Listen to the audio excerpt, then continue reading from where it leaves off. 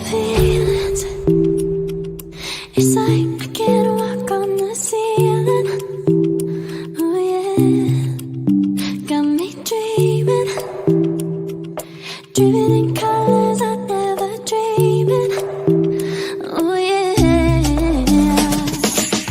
I let you in deeper than I let anyone else before.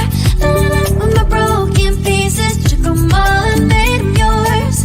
Didn't know what my heartbeat needed, skipping out, no I can't keep score. When I lose my breath, boy, you got me breathing. Oh, every little thing you do, every time you hold me, take me higher, higher. Every little thing you do, every time you hold me, take me higher, higher. Oh,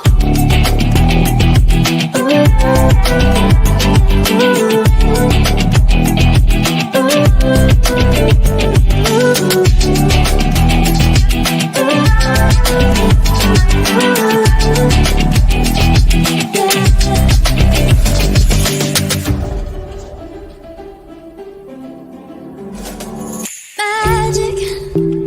No, I'm never letting go. Now that I have it with you. When you kiss me, it's like the stars fall out the sky onto my heart to cover up what I don't wanna show. I let you in deeper than I let anyone else before. Filling up with my broken pieces, took them all and made them yours. Didn't know what my heartbeat needed, skipping out, no I can't keep score. When I lose my breath, boy, you got me breathing. Oh, every little thing you do, every time you hold me, take me higher, higher. Every little thing you do, every time you hold me, take me higher, higher.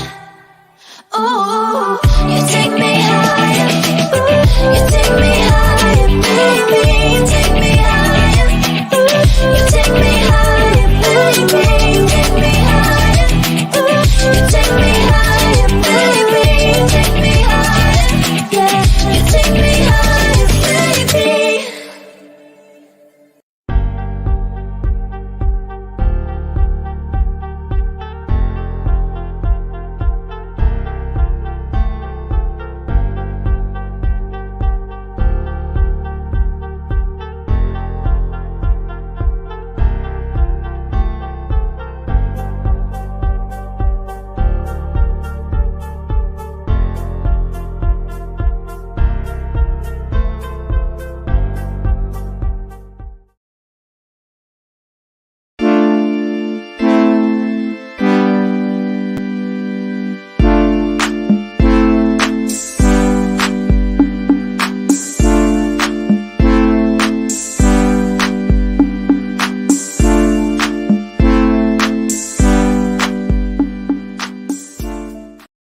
Welcome to Radical Truth to Power, the progressive news show with Let's BS3. I am your host, Mauler, along with our full panel, Tracy Carson, Theus Robinson, and Anna Hart.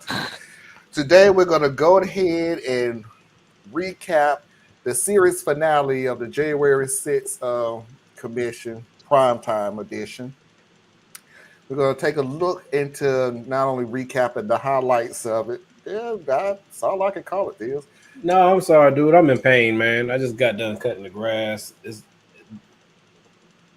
don't know if I was up to it yet. So you need to chill out there. So, needless to say, we won't get any rants out of Theus because he's in pain. So, I'm just kidding. That doesn't stop it. yeah, don't I'll stop it. probably say, really? I'll probably find a couple in the bag here. You'll recover in a minute. We're going to recap the highlights of the January 6th, day 8 committee meeting. Where do we go from here after everything? We're going to take a look at it because I didn't tell the panel. I just decided to throw them in there. But we're going to go ahead and get into this whole Josh Harley doing his interpretation of the Flash. Um, we're gonna get into details about that later. So, how's everybody doing this fine Sunday? Good. My thoughts are still tired. But you feeling, but A lot better than yesterday, but whew. My I back can't hurt. believe how many. Oh, I'm sorry, but I can't believe how many people you got for that It was march. That was not incredible. it was not me. It was definitely not me. But But you, as a so, group, you, so you Jenna, had a good turnout? I had an excellent turnout. Awesome. How'd the speech go? I cut my speech short because the weather was so hot. We did not want to keep people outside, so everybody just cut like everybody was like 5 minutes. I think I took like a minute and 30 seconds. well, still good. Well, good job getting out there. mm-hmm. Yeah, because my diabetes was like, oh no, this is the worst day for this to show up. And if the lady that wiped my face down because I told her about this podcast is watching, thank you.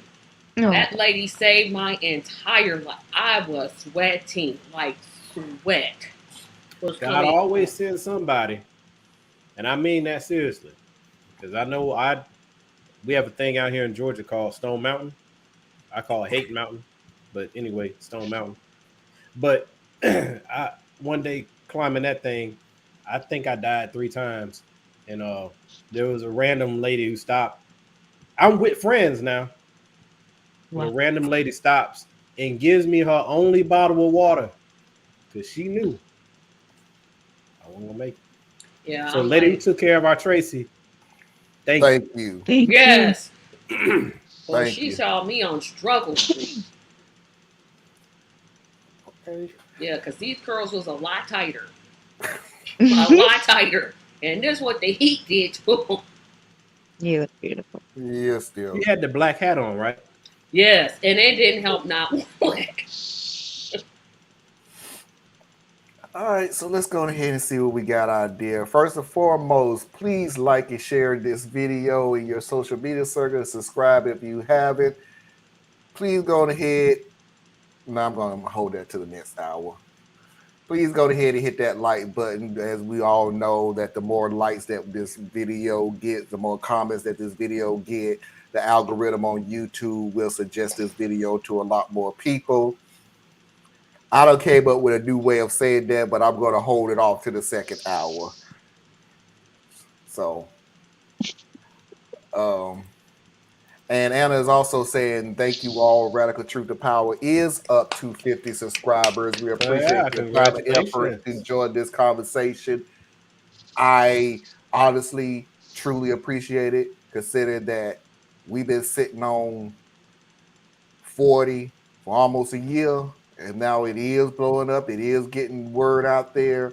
So I appreciate everybody. I appreciate this panel. I appreciate the people who do share these videos out and talk about it and go out of their way to just get as many people in, to get the message out to as many people as we possibly can. So from the bottom of my heart, for other people, who cares? It's just 50. For me, you talked about somebody who thought he was going to get just 10 people and talk to 5 people the whole time. So 50, I'll take it. Okay, here we go.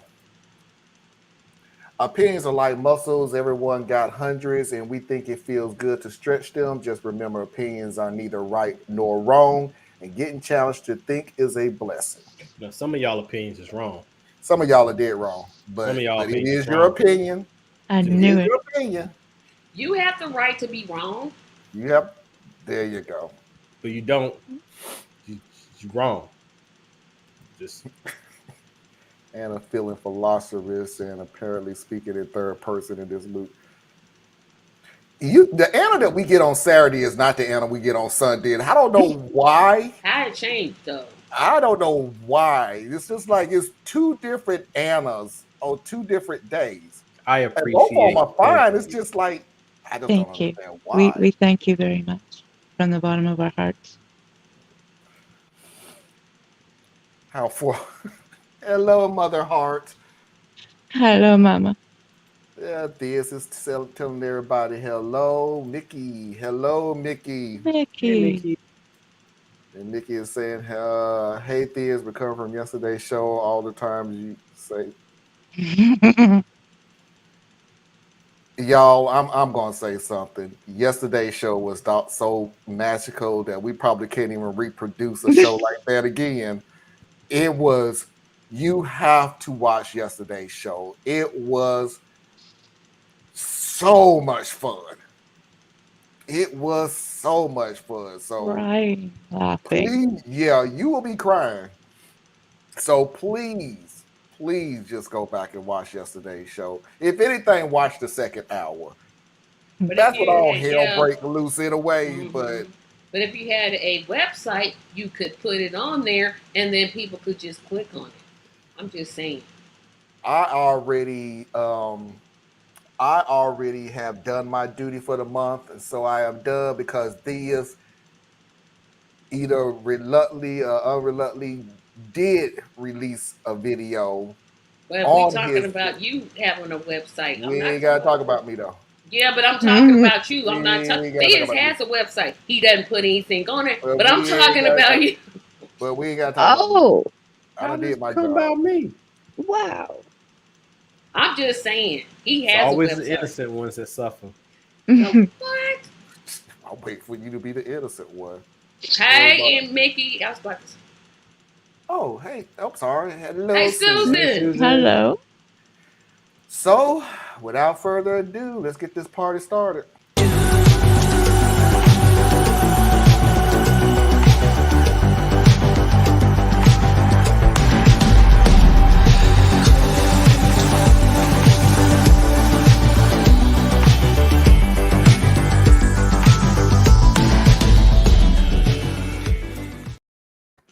So, the January 6th committee meeting was it Thursday?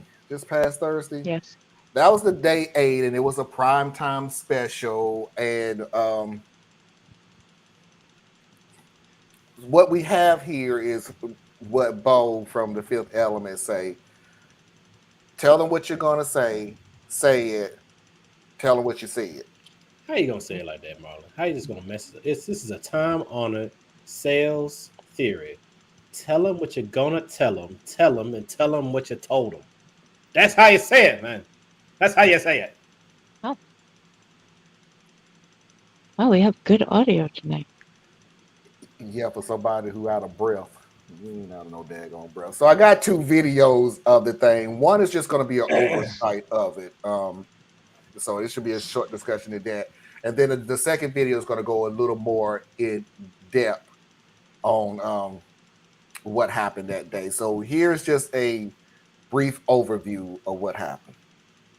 Donald Trump's own White House counsel, his own White House staff, members of his own family, all implored him to immediately intervene to condemn the violence and instruct his supporters to stand down, leave the Capitol, and disperse. For multiple hours, he would not. He refused to defend our nation and our Constitution. He refused to do what every American president must. His staff repeatedly came into the room to see him and plead that he make a strong public statement condemning the violence and instructing the mob to leave the Capitol. I think I was pretty clear there needed to be an immediate and forceful response statement, public statement that people need to leave the Capitol now. Did you continue, Mr. Cipollone, throughout the period of time up until 4/17, continue, you and others, to push for a stronger statement? Yes. Were you joined in that effort by Ivanka Trump? Yes. By Eric Herschel? Yes. By Mark Meadows? Yes. President Trump did not try to calm his thousands of disappointed supporters. Instead, at almost the same moment violence was getting completely out of hand, Donald Trump sent his 224 tweet. The president said, Mike Pence didn't have the courage to do what should have been done to protect our country and our Constitution. I read it and was quite disturbed by it. I was disturbed and worried to see that the president was attacking Vice President Pence for doing his constitutional duty. So that was the moment that I decided that I was going to resign, that would be my last day at the White House. I simply didn't want to be associated with the events that were unfolding on the Capitol. I think that in that moment, for him to tweet out the message about Mike Pence, it was him pouring gasoline on the fire and making it much worse. I know your pain. I know you're hurt. We had an election that was stolen from us. We have to have peace. So go home. We love you. You're very special.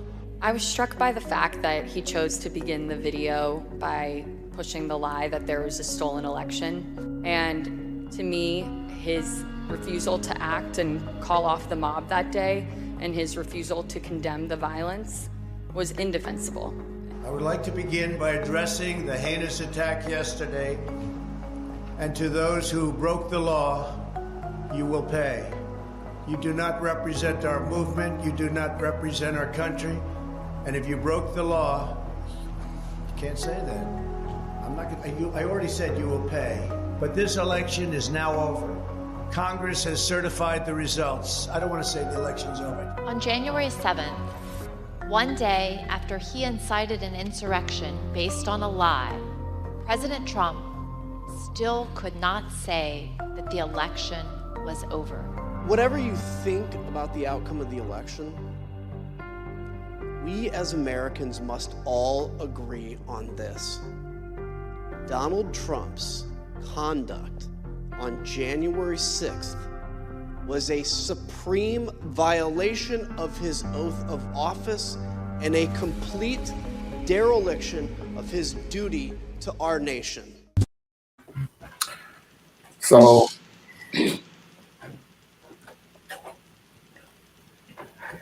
okay. Again, this is no longer rumors. This is no longer, so I heard. This is no longer, well, what other way could it possibly be?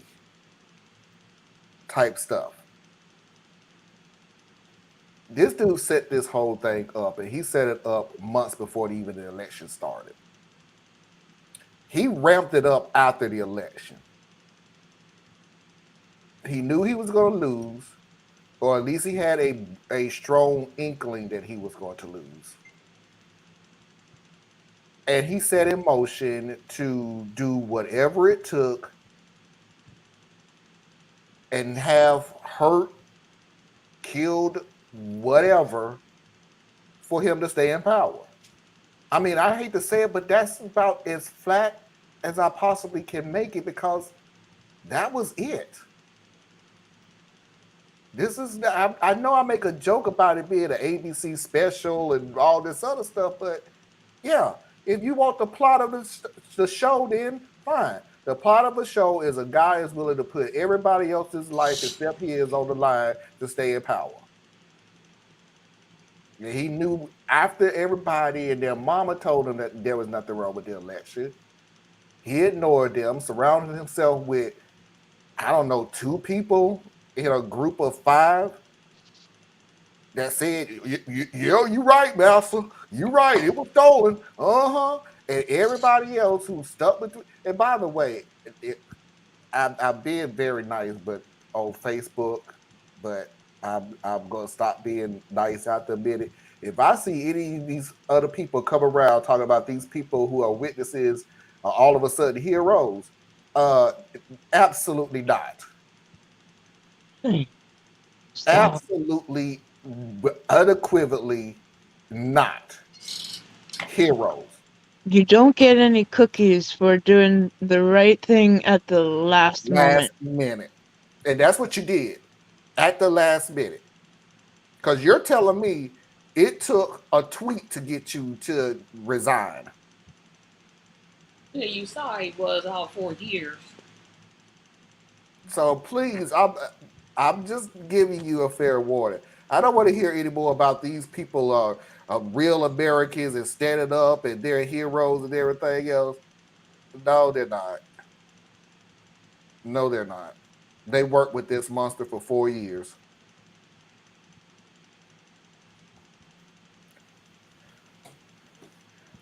That's all I got to say about that. So I gotta say that sorry, Tracy, that I just loved the man baby bloopers. I watched them over and over. I don't want to say that. I can't say yesterday. It's too hard of a word.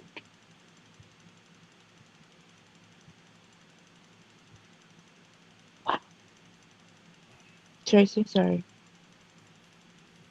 The fact that these people coddled a man child.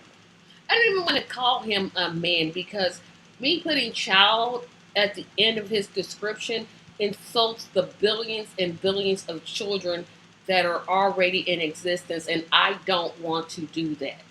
I've got to find a term that describes someone that's so delusional, so incompetent that can't figure out, hey, I lost. Hey, it didn't work out the best. Thank you, Mickey. It didn't work out the best the way that I wanted it to. How did he get away with this? Because for 4 years, Pence and the 2 people that testified and all the other Republicans that testified, oh, you're right. Whatever you say, da da da da. You brought this upon, not to say that you caused the January 6th terrorist attack, but you kind of played a role in it because if you had stopped this mess from the beginning, I don't know if we would have had this, but to this degree, no. Like I said, I can't even think of a word that describes this man-child. He's literally I know 2-year-olds that I've seen throw tantrums. Even theirs are calmer than, I can't say yesterday, but it was yesterday. I can't say, what was that other one? He said something like, I can't say the election is over. I can't say the election is over. It was pretty much. Yeah, it was like, and then that little video where it's like, the election was stolen and we love you and you're special. Wait, go away. Go to an island because you got enough money. Just go to some island with you, Melanie, because that's what you call her. Lil Baron. I don't even blame Lil Baron because he's a child. He really don't have a choice in this. But yeah, go to some island and just stay there. Don't worry about coming back to the United States. And take all your supporters with you because they about getting on my nerves talking about it was a stolen election. I'm supposed to believe that there were ballots. Or wait a minute. I'm supposed to believe that people went in the booth, voted for Trump. Those votes got sent to the Vatican satellite, but then they came back down for Biden. Are you serious? Now, look, I'm not a Biden fan by any stretch of the means, but Duke, you lost. You know you lost. You're using this to squander people out of their money because you know they're silly enough to give it to you. I'm done. Thank you. Well done. I'm gonna follow that. So the overall season 1 was well put together, well scripted. I didn't like where the politicians had too many speaking roles. I didn't like that part too much. But overall, I think they did a really good job. This last one, I didn't even pay that close attention to it, really, because to me it was just silly. Like the whole last one was just silly. You know, it was like a bloopers reel. Like it was watching America's Got Talent or whatever that thing is. Videos. No, not even that. Yeah. But you know, whenever they show the stuff that wasn't good enough to be on a real show, right? That's what it felt like. Bloopers. Yeah, that's what it felt like. You know. So Trump didn't want to speak cold. He wanted to make sure it was well rehearsed, well timed, well presented. Says exactly what he wants to say, not what he doesn't want to say. That's what a TV dude does. That's how almost every speech he's ever delivered to us that wasn't live has been done. Then what was the other thing? I have to say that the best Democrat is a Republican, which is really interesting. But I got to give Cheney mad props because she's going to play this. She's going to play this well because I listened to her interview earlier today. This is all to help her run for a presidential run and split the Republican ticket.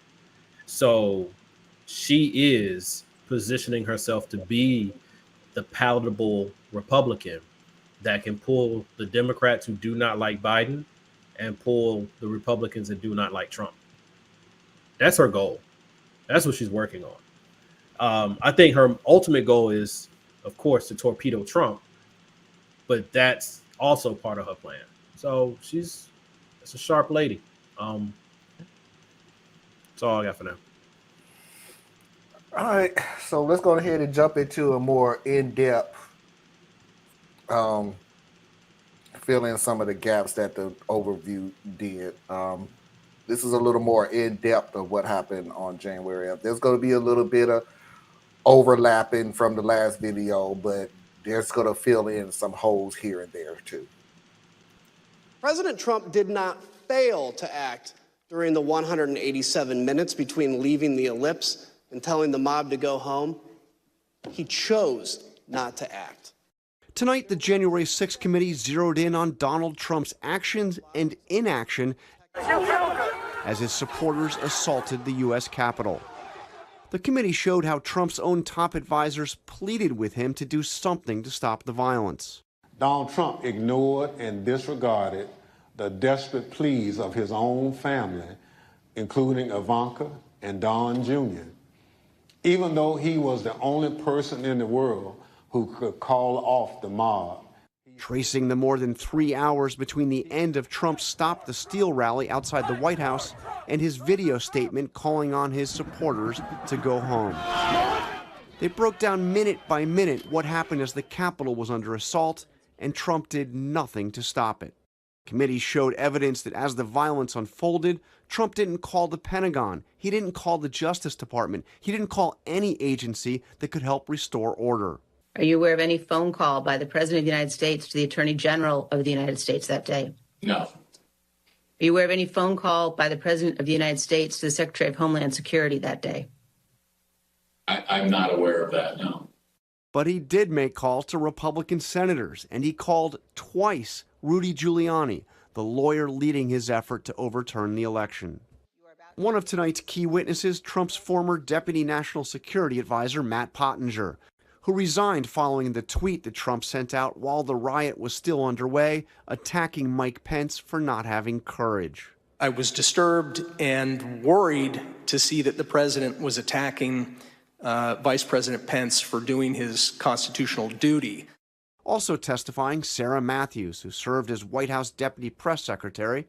She, too, resigned on January 6th. I think that in that moment, for him to tweet out the message about Mike Pence, it was him pouring gasoline on the fire and making it much worse.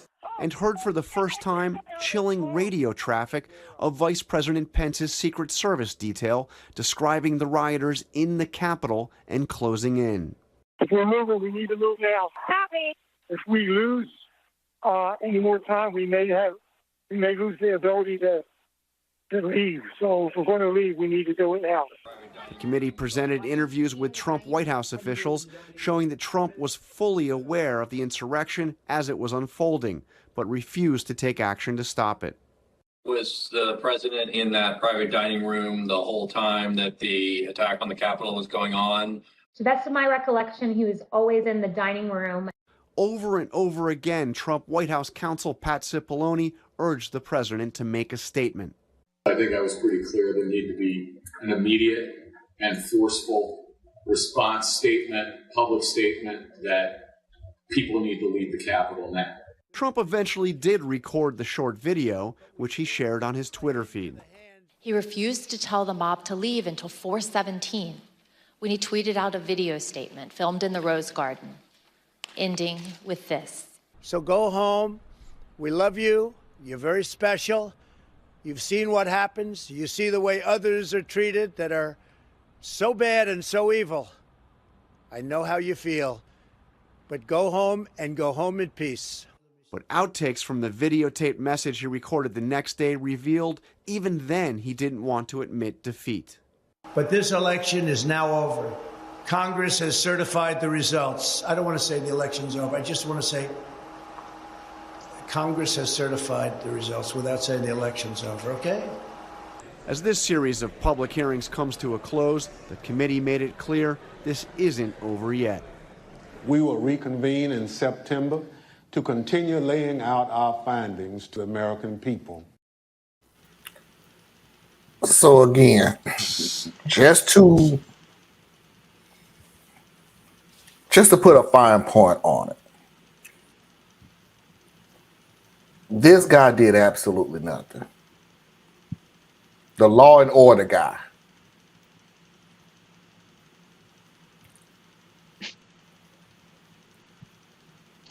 Oh no, Thiz, I know you got to look, but I'm going to say something that's probably going to shock you, to be honest with you.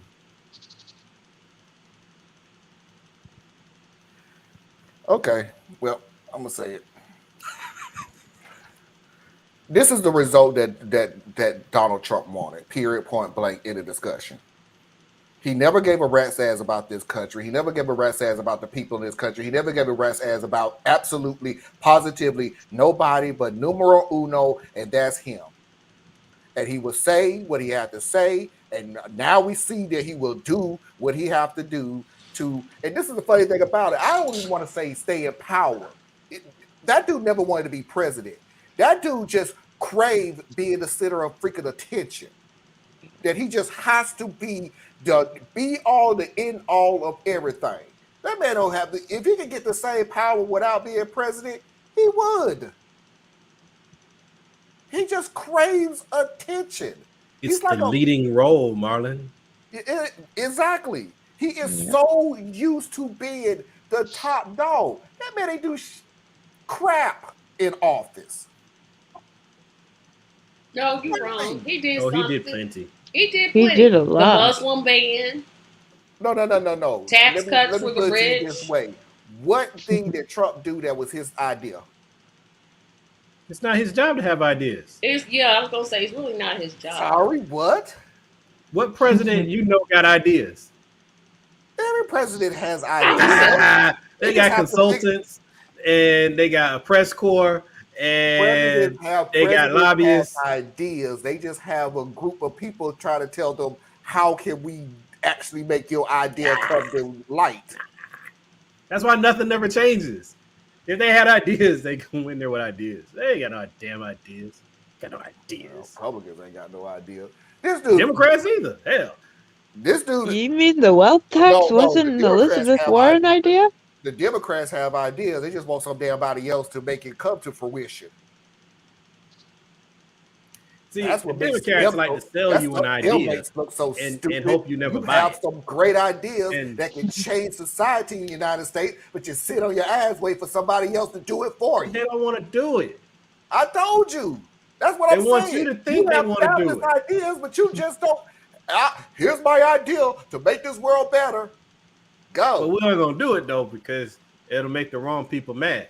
See, Democrats are mercenaries for hire, and Republicans are religious zealots who only want a theocracy. Interesting group of people we have here. Now, they're not equal, but they're both bad. Just saying. Never mind.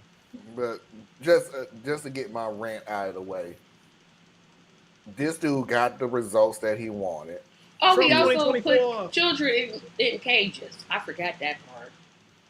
Well, Obama actually did that too, so. Come on, dude. Don't do that. Don't do that. See, it wasn't me. It wasn't me. It wasn't me. That's like saying there's been car accidents under Trump. Well, you know, there were car accidents under Obama.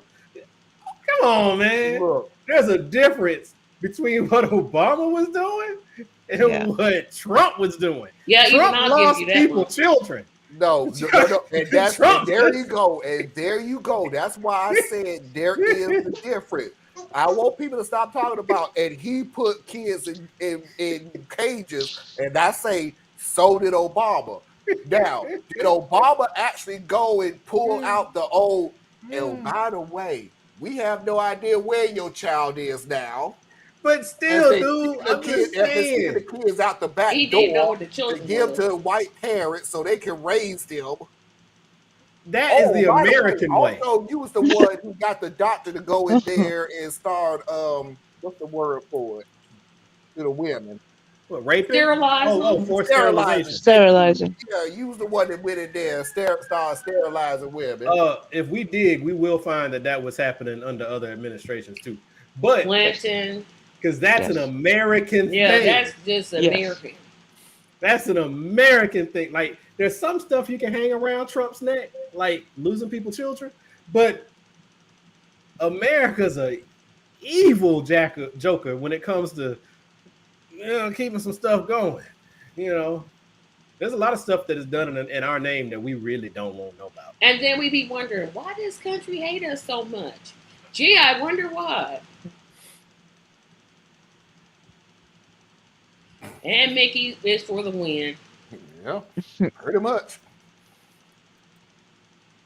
This is why they're trying to hide history. I got a video of that's freaking hilarious. And it makes turning the tide maybe a little better because there's people just starting to call off these people's bullshit. But for an example, this is why. Yes, sir.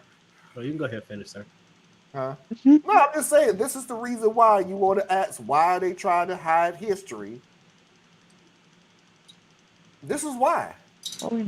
America has done some heinous things, but you don't want to hurt little Timmy's feelings about it. So you don't get to be the big dog if you ain't bite nobody.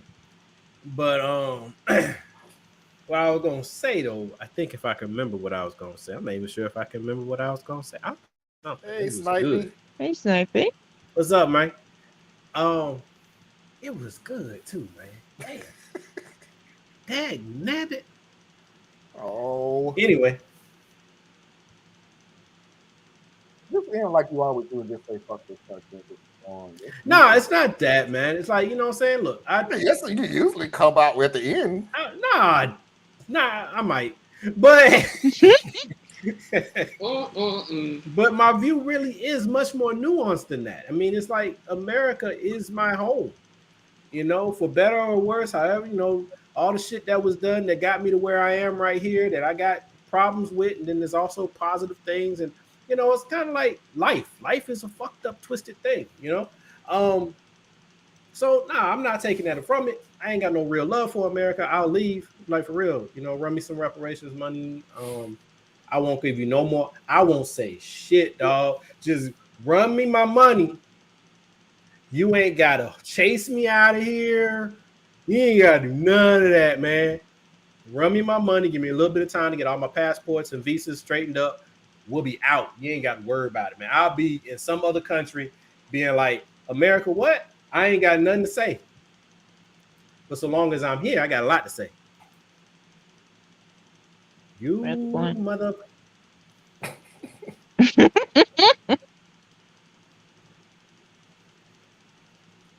Yes, by the way, Snipe, because this is the guy that I agree with. I feel like it. Yeah, this is him. Snipey meet Theus, Theus meet Snipey. What's up, man? Yeah, a couple of things that he said earlier, we were like, is that Theus? Yeah. I'm just but saying, only a couple. I'm just saying, there's a lot of things not to like about American history, especially if you take your time to actually learn it. My thing is like, it's cool to be mad. It's cool to be mad, that's what I was gonna say. I appreciate that. Yeah, that put me back on point. Marlon, when you were talking about them trying to hide history, but my thing is like that really was irritating me about how CRT, even though CRT never should be about black and white, it's actually supposed to be about the inclusion of other cultures and other perspectives to inform upon how we view history and how it all ties together. That's really what CRT does for you if you really do it. But as in everything in America, we just drill it down to black versus white because it's easy, it's marketable, it's sexy, it sells, you know? So that's what happens. But my thing is, man, yo, for real, the only reason people paying attention is because somebody's trying to take it from you. Only reason most people are upset is because somebody's trying to take it from you. You don't pay attention to history class. You don't look up a documentary on YouTube. You ain't read a book since somebody told you it was for a grade. You don't care. Even then, you won't read it. Yeah, you don't care. Yeah, if you get Let's the just be clip real. notes or the clip notes. Exactly. So let's just be real. You're only mad because somebody's trying to take it from you. But see, I might disagree with you. Because people should be enraged that voters' rights are being tore down. No, they're not mad because they don't read. They don't read. They don't know But how it they're ties just together. like, They don't see how it ties together. But once it's actually gone, right, then they'll want to go out and fight about it because something was taken from them. So that's the thing that I really wish people would take a step back a little bit, and you will realize that you're not that much different than your opposition. We sit there and we generalize and we put Trump people and Republicans and conservatives in these convenient little buckets so we can like throw rocks at them and say, ha, ha, ha, look how stupid they are. They're trying to take away your gun. It's the same damn thing when we sit here and wait till somebody decides they're going to take away our right to bodily autonomy.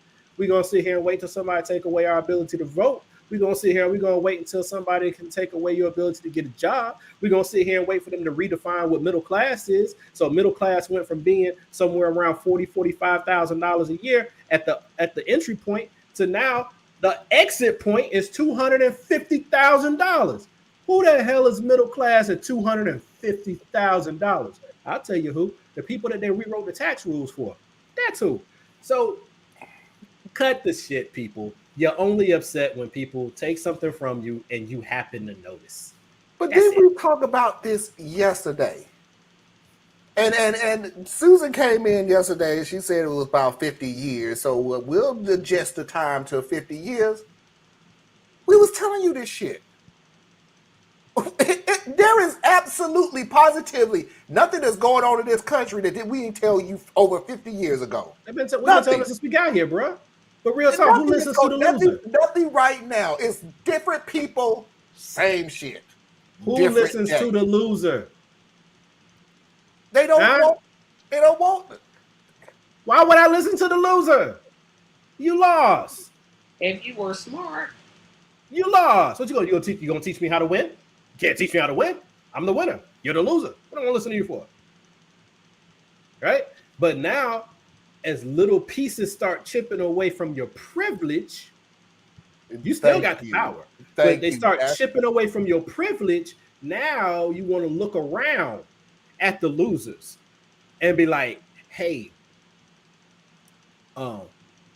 we don't get the ability to have an abortion if we need to have an abortion. And you know what it's like not to be treated like a full person. So come on. I'm with you right now, right? You know. Wait a minute. What did you say? Right now. With you. Right now. Right now. Right now. What? See. Right now, once we I get all what women. I want, we went back to the original.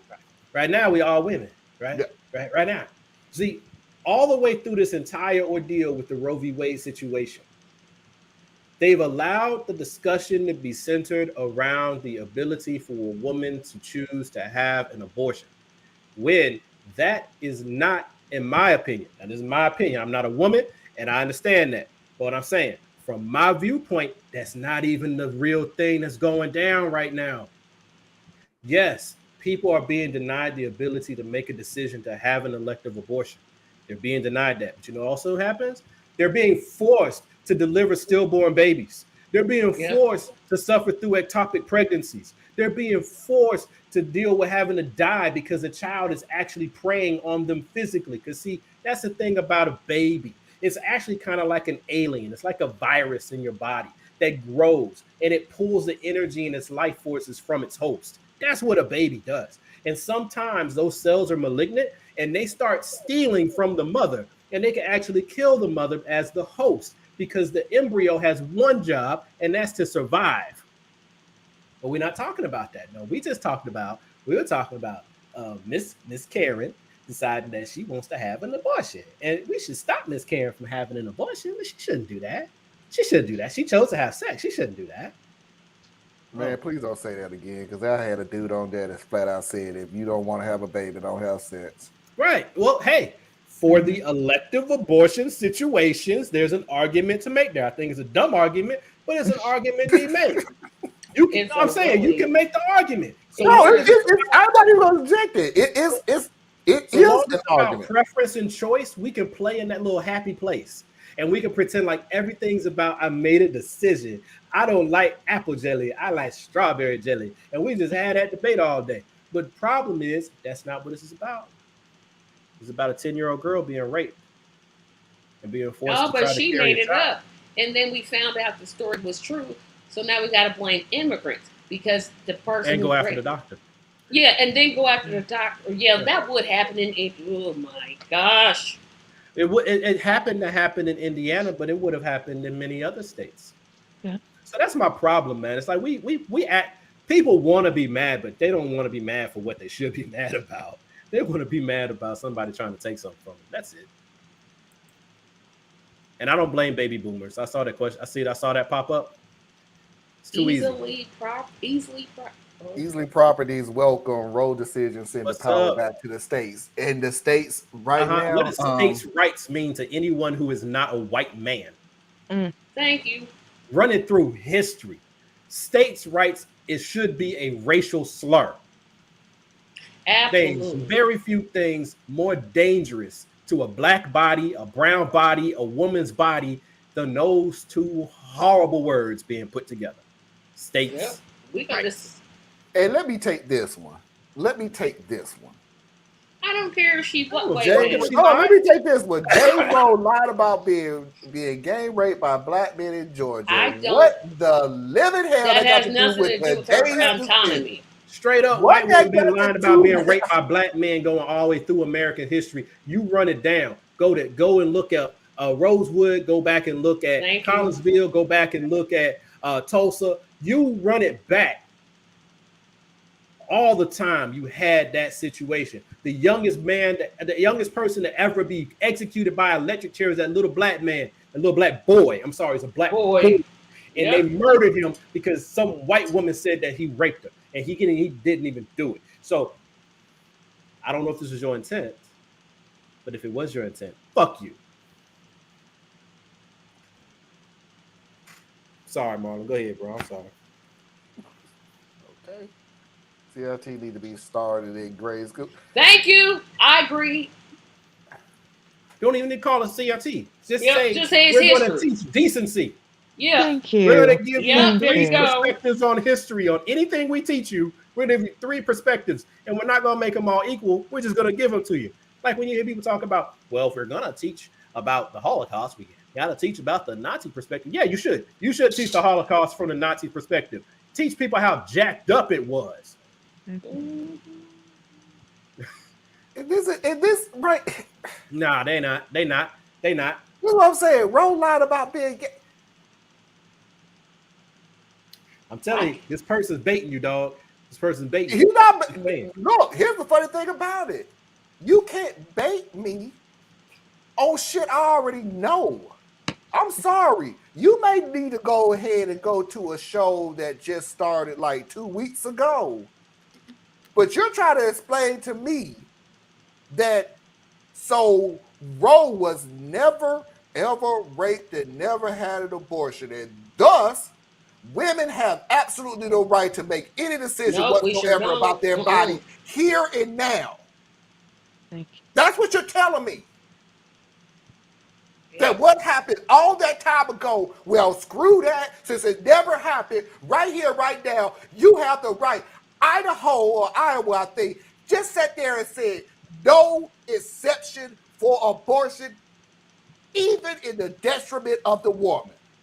Both of those and you states trying to give me a fucking history lesson that happened that she really wasn't. Man, you know what? I told you what he You can know do. what? You picked the wrong show, bro. Surely did. You picked the wrong show. You really did. Yo, Because Marlon, you I try to appreciate sit what you just there said, and bro. play the whole history lesson where you get to pick and choose what part of history you like to actually deal with and negate lesser history that actually has been detrimental to this country for damn near the beginning of the history of the United States. I like Nah, one of the things you picked just the said, wrong bro. show.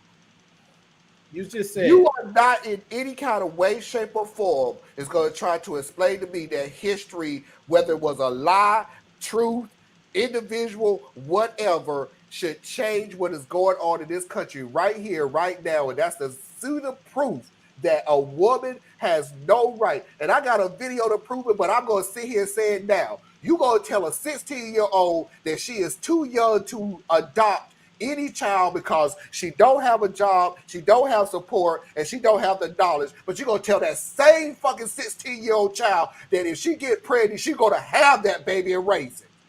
that's God's will. Make it make sense.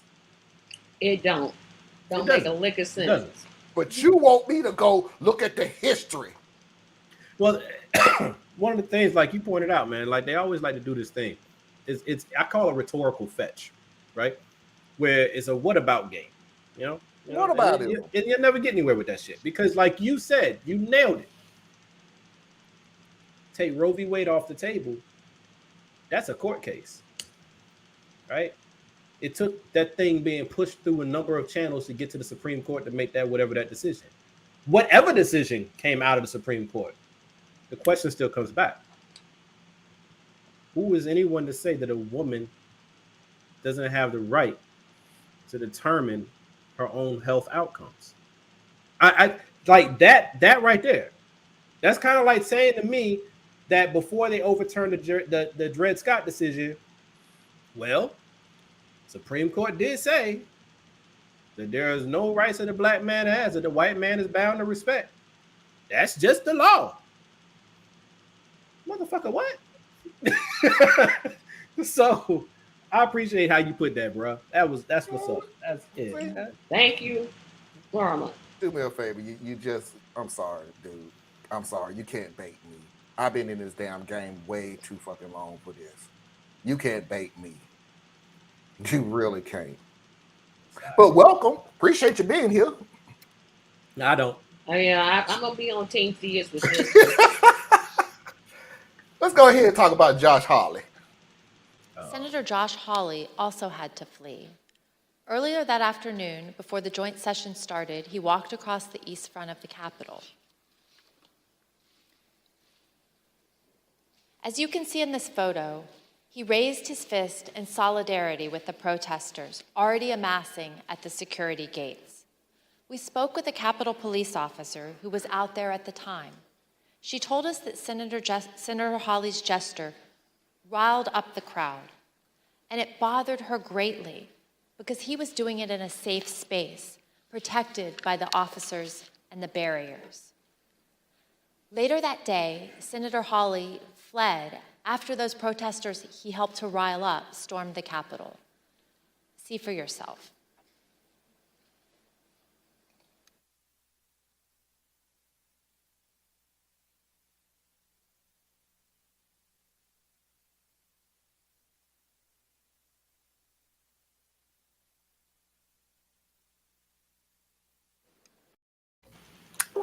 Now I'm going to go through this real quick.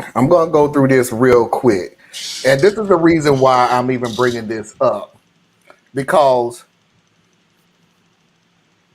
I got two reactions to that same stupidity.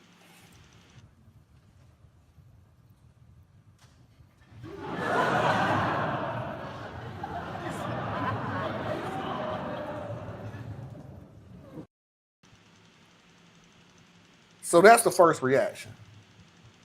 Laugh at your little dumb ass. Here, however, is my second reaction. And not to speak for Theas, but I'm pretty sure Theas would agree to it too. This is Michael Fanone's reaction to Josh Hawley running. Well, I mean, to be completely honest, to give you my, the first thoughts that popped into my mind was Josh Hawley is a and he ran like and you see the way that these guys perform in public and then what they are in reality. You get a lot of that nonsense up here on Capitol Hill with these members of Congress that have become like a caricature in the media, but in reality, they have no character. They have no honor. They have no integrity. And the way they behave outside of the camera's eye is very different. That's my reaction. I told you I'm not taking the higher ground no more. You ran like a little, and they had to bleep it out for that show. This is my show, so I can say it. You ran like a little bitch. You know, but yeah. Tracy, and I'm please, tired, and I'm ahead. sorry. Go ahead, Tracy. Go ahead, Tracy. At first, I thought it was hilarious. I mean, the Benny Hinn music, Hill, thank you, music was hilarious. But then I thought about it. This is what Republicans are. They say one thing and they do another. You notice in that picture with him running, he had a mask on. Wasn't he one of the ones that said that COVID was like fake? So now he has a mask on? Really? What were you doing there? If COVID's no big deal, shouldn't you have been maskless? I mean, you're running, and I'm not even gonna say he acted like an explicative, because that explicative is offensive to me as a female. There has to be some. Sorry, give me another word. Then. I'm trying to think of one. Okay. Okay, motherfucker. I don't see. Can we use that? It's one? your show. No, that's offensive too. I'm sorry. That is. I'm just like he ran like the scared Republican. Yes, exactly. Go ahead and do that. You are a coward. And that's what exactly what it is. With are a bunch of cowards anyway. You but you talk a really big game, and I really he doesn't talk a really big game. Consider who the leader was.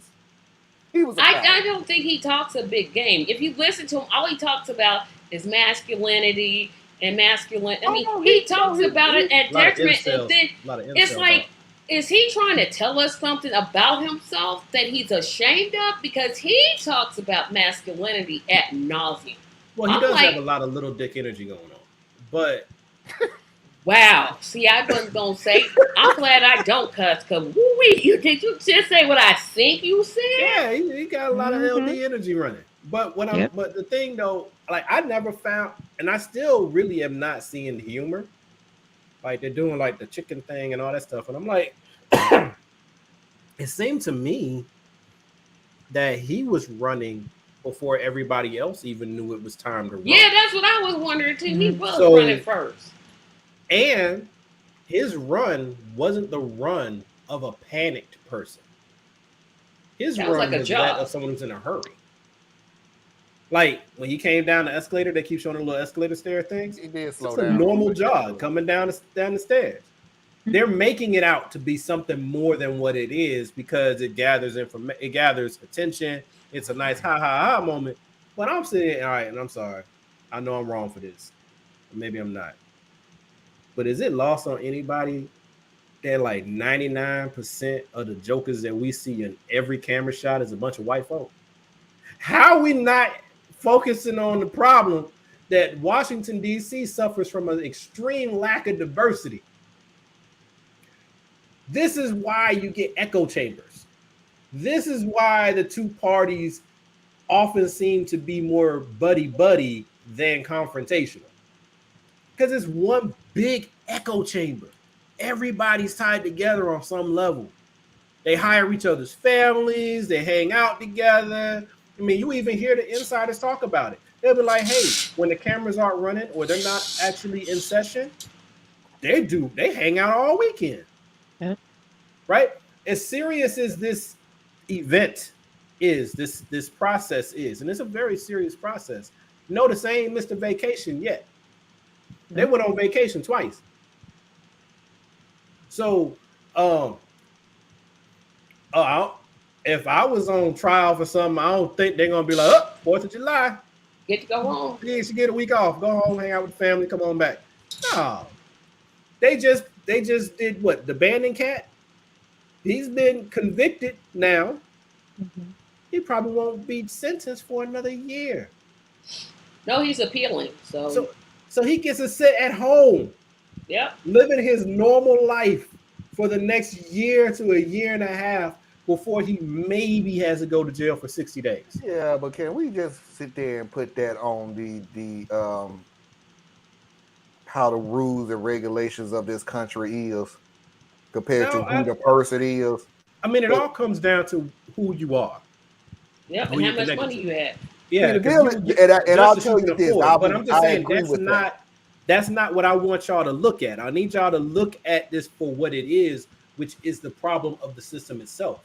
It's too easy to say that, well, if you got money, you can get around it, because it's not necessarily the case. It gets you a long way. Money it's and not the whole story. Because it's about who you're connected to and what you're connected to. If Donald Trump was not connected to the presidency, this would have been a done game. It'd have been done.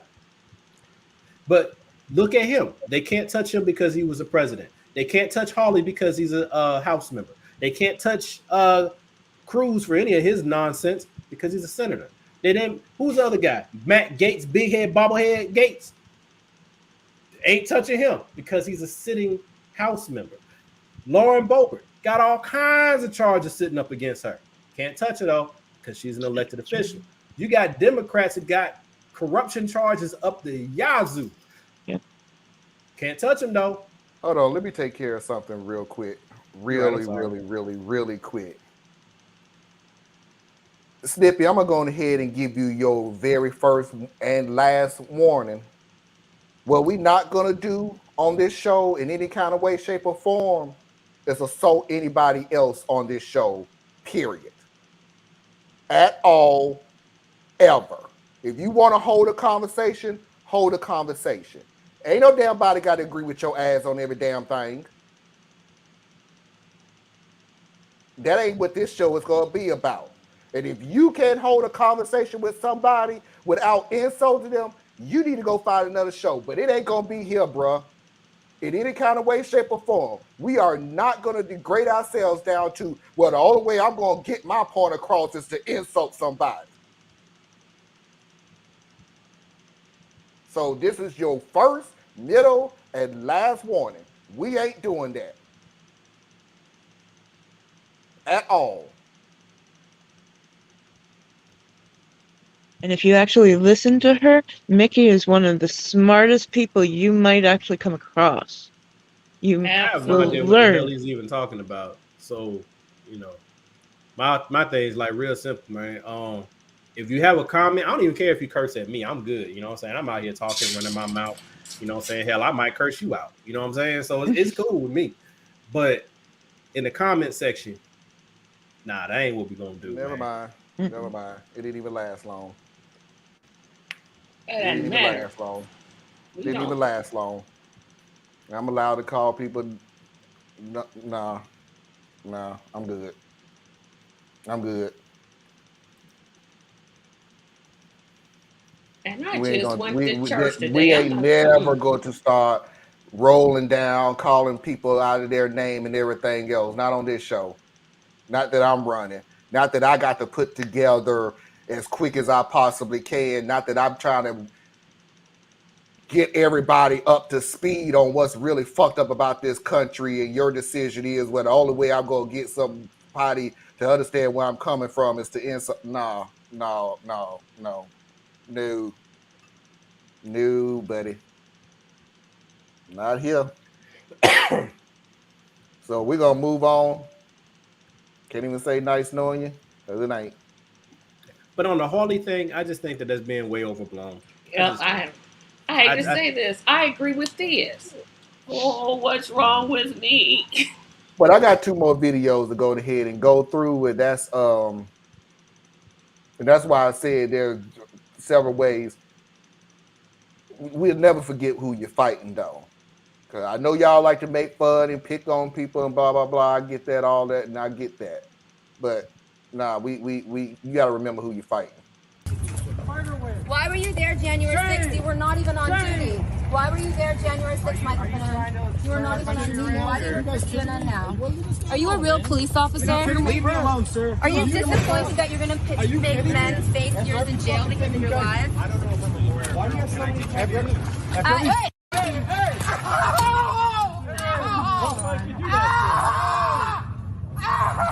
Kidding me? An assault. Kidding me? He just hit me with his phone. He faked it. Coming, man. Man, they gotta do something about that white on white violence. It's out of hand. It is out of hand. Y'all should know better than that mess. No, even remember fake a fall. I don't know that I have it in me to like do the little like scream. I just, He hit him, but come on, man. Shoot, my mama beat me worse than that. Come on. Well, his mama probably ain't never beaten him. He was in timeout. But Yeah, he got the little 30 seconds in the corner with his iPad. One. I don't know any parent like that. I really don't know any parent like that. I heard it one time in a grocery store. But see, it wouldn't be this one. No, my mother didn't count. 1, 2, 3. The count's gonna move. It's gonna real go fast. And you don't know what the last number's gonna be, but you know you don't want to be there. Yeah, you got to count. Your mother gave you a count. Your mother gave you a look, and your mother gave you a count. I got looks neither too. one. Definitely got looks. I never got either one of those. I got the look. I didn't get either one of those. My mom wasn't one for corporal punishment. Whatever I was thinking, whatever I was going to say at this point in time, it just ain't worth me dying at this moment. So I'm going to go ahead and keep my mouth shut and just move on with my life. We done lost your sound, bro. We sure did. Yeah, we don't know what you're saying. It sounds like you muffled. Can you hear me now? Yep. Yes. Okay. I got this thing on auto audio. Yeah, what optimizes? Yeah, so sometimes it works, sometimes it don't. But remember, of everything else, just remember that this whole situation started off with Josh Hawley. Hear me for yourself.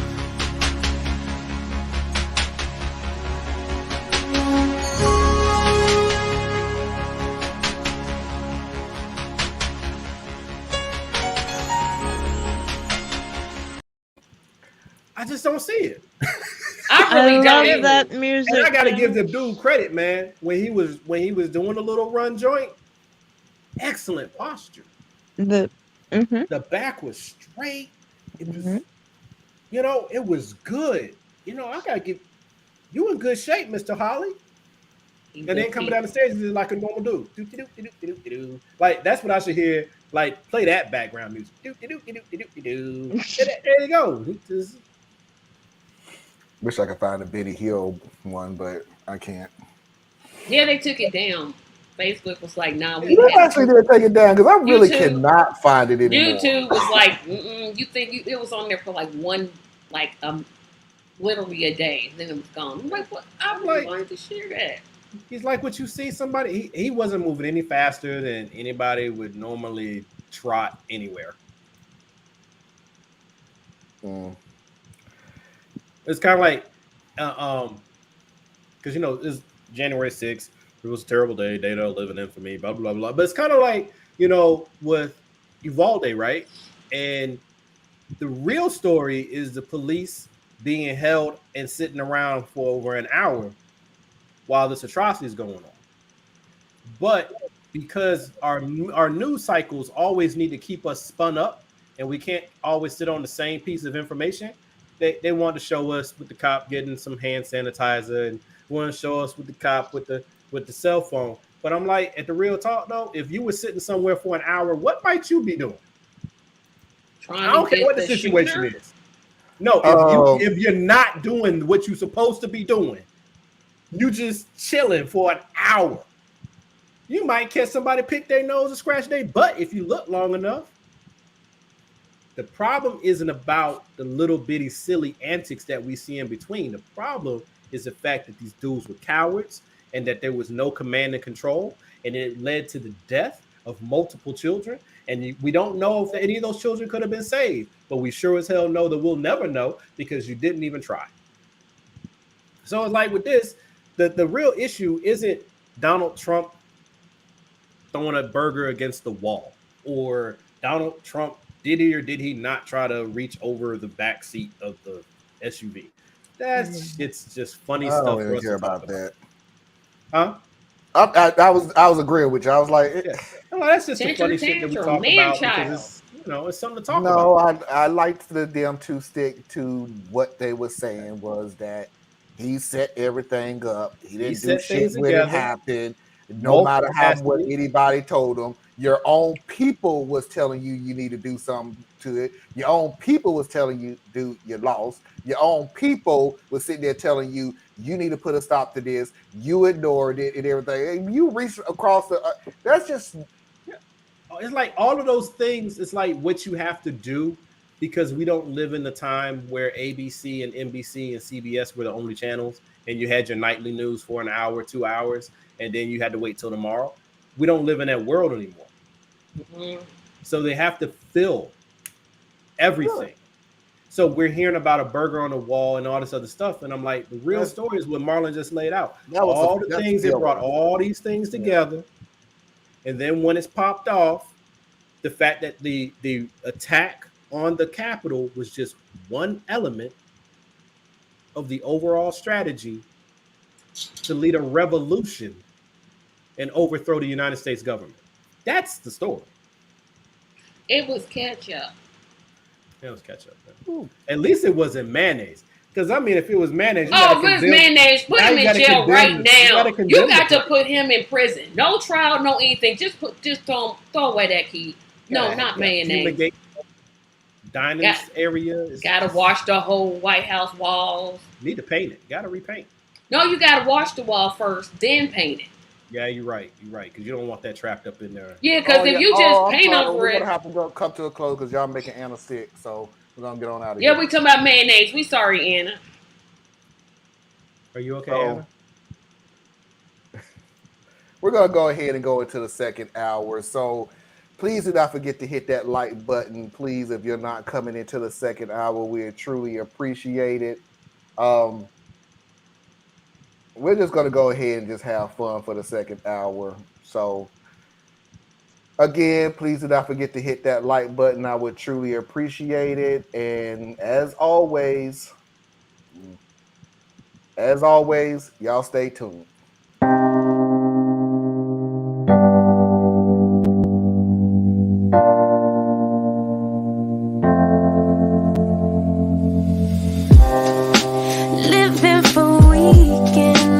Wishing I could take a break from this world.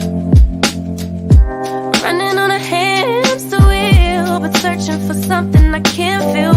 I just wanna be a lost girl and fly. Take a breath, feel my wings spread, levitate above the ground and make eye contact with clouds.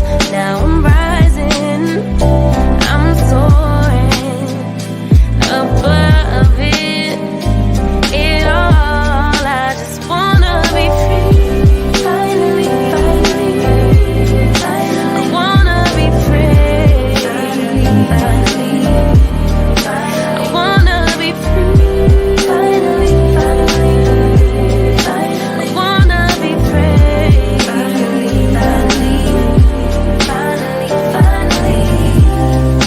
I always stay dreaming, never imagined I lose my spark. Living in this crazy time, putting back the pieces of my mind. I know how to run from the dark and fly. Feel my wings spread, levitate into the clouds. I'm so high above the ground. I'm rising, I'm soaring above it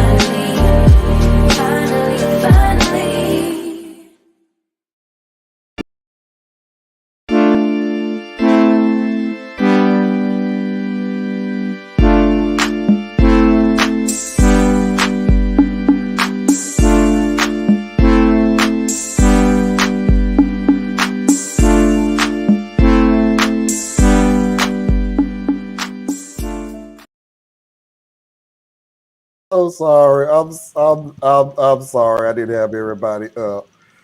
I apologize. The comment section just has me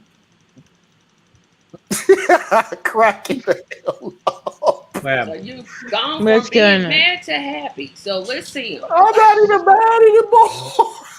I know. I'm like, boy, that changed. I'm not even mad anymore. Eastman is killing me on this comment. What happened? I mean, you know, just Yeah, we laugh. didn't You read not the tell nobody, comments. not show nobody. Show it. Yeah, show the comment. Okay. Let me start by, let me see. The ratings for the January 6th hearing has been a complete flop. No, they haven't. No, it hasn't. No, they haven't. Nobody is buying the fake narrative. Yes, we are. The Capitol has been breached before Trump finishes. It was rally. after. This is a Trump supporter. There's Oh no my way this can't be. Well, the funniest part about that last one, the one about it was breached. Wait a minute, hold on. Let me put the laugh off. And then, if anything, we're going to make sure that y'all understand that Biden authorized the 1994 crime bill responsible for the disproportionate jailing of the Black American. Dude, if you are not reading off a script, I swear, like every sound Yeah. bite. You are reading off a script. You're literally Hit figuring him with the crime bill, boss. Hit him with the crime bill. Did they know, or do they not know? Well, I'm waiting on. I'm waiting on the KKK with Democrats. I'm waiting on that one. I'm waiting on. Hey, you know it's in there. 1994. Let's see. I was 20 years old. Well, okay. Oh God. So went all the way back. Okay. I had solid black hair back then. Really thought by all this time. This is an excellent point, though, Marlon. Where like what we were talking about a little while back, where people who are so like stuck in that echo chamber over there, they think that everyone operates on their same wavelength. So if we criticize Trump, then to them, the natural recourse is to say something about Biden. And what they don't understand is that on our side of the table, we don't like him either. Thank you. So we'll be there and say, yeah. Yep. And they really don't understand this because they really I was think, 20 years I'm old. going to say something bad about Biden, and I just want to tell you, dude, we were saying shit about Biden way before you even thought Biden was running. Like, yeah, that sounds like a Trump supporter. But that's the thing. They don't have real arguments or positions. They're purely oppositional. Purely. So if you say something about their team, they have to assume that you're as simple-minded as they are. So you'll be about your team. So then all I have to do to get you off the topic is to say something about your team. And then we're sitting over here saying, yeah, this ain't about team sports, bro. This is about issues. This is about demographics and groupings, but it's about the ties that bind those demographics and groupings together, not just black what? Woman. I don't drink alcohol, but this broadcast, I'm like, wait a minute, maybe I should change my whole point. Let me answer this question. Ironic to see the leftist side with Cheney. Whose side was it? Because Cheney's the only one that's making fucking sense and actually doing a job of what the Democrats could be doing, and we don't trust the Democrats to be doing what they were supposed to be doing, and we had to get a Republican to do their job. We take what we can get when we get it. They can't. They literally cannot fathom that. Okay, understand. That's why I keep saying we have to make sure we're not selling our opposition short as far as being intelligent. They are intelligent. They're just trained. They're very well trained. So they have an ideology that has blended their ethnic group with their religion, with their party. Pushed it all together. Yep, you forgot patriotism. Anything you say about any one of those three things, you're saying about all three things. So for them, the moment you say something against being a Republican, when you're a Republican, you are no longer a Republican. So Cheney has been a the Cheney family is like deep, right? We all know that. Yeah. But because she started being consistent and saying, Tracy, help me out with the wording here. When you speak the truth in season and out of season. You speak it in season and out of season. So because she's saying it true wherever truth sits, she says it. Something's wrong with her. Yeah, instead of the core truth. Trump lost the election. He went gangbusters, encouraged violence. But he or she probably isn't going to go to that point because they think the election was stolen. Because the votes that came in for Trump, they went up to the Vatican satellite, and then they came back down as Biden votes. They had the Jewish space laser and the Vatican. No, the Jewish space lasers burned down the forest in California. Got you. You're right. It was the Venezuela guy who's been dead for a while. Yeah, been dead for almost 20 years. He did the voting machines. He did the voting machines. Yep, his ghost came back. Came back. That's what it was. And then the mail-in ballots that Republicans have used for 30 years, this election were fraudulent because this time the Democrats won. Yeah. Right. And then didn't even take into account that every Republican under Trump won their election.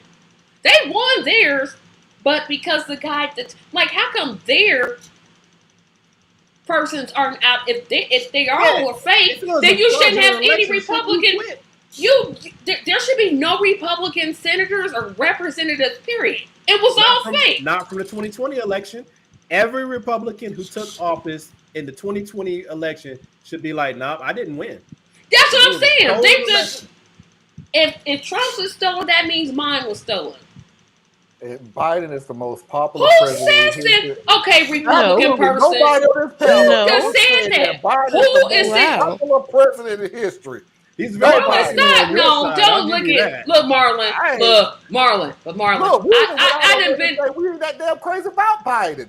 But Marlon, can I say something, please? Go ahead, Tracy. I done been to church today, and I ain't got time for this here foolishness, because they gonna make me remember I ain't always been saved. Take this knucklehead, whatever they are. I don't like calling your viewers knucklehead. No. Because we're not gonna do that. No, I said it. Me said it. Because I can't. This foolishness, I cannot take. This person's being very respectful. He's being very respectful. He got respectful.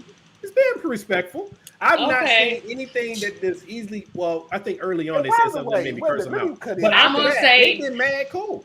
Do me a favor. Will you just tell us what the heck is Ray Epps and stop saying why we can't say the name and all this other stuff? You don't say that name like 50,000 times on this without actually saying a word about Ray. I know. It's like, is he related to Mike Epps or the actor that played in I said knucklehead. Like, it was me that said it. You can email me because I ain't got time for it today. No. I mean, I'm sorry. I'm not trying to be rude. I'm not trying to be rude, actually, but I'm trying to host the show. I don't have time to actually go, okay, let me go do some research on somebody now in the middle of a show.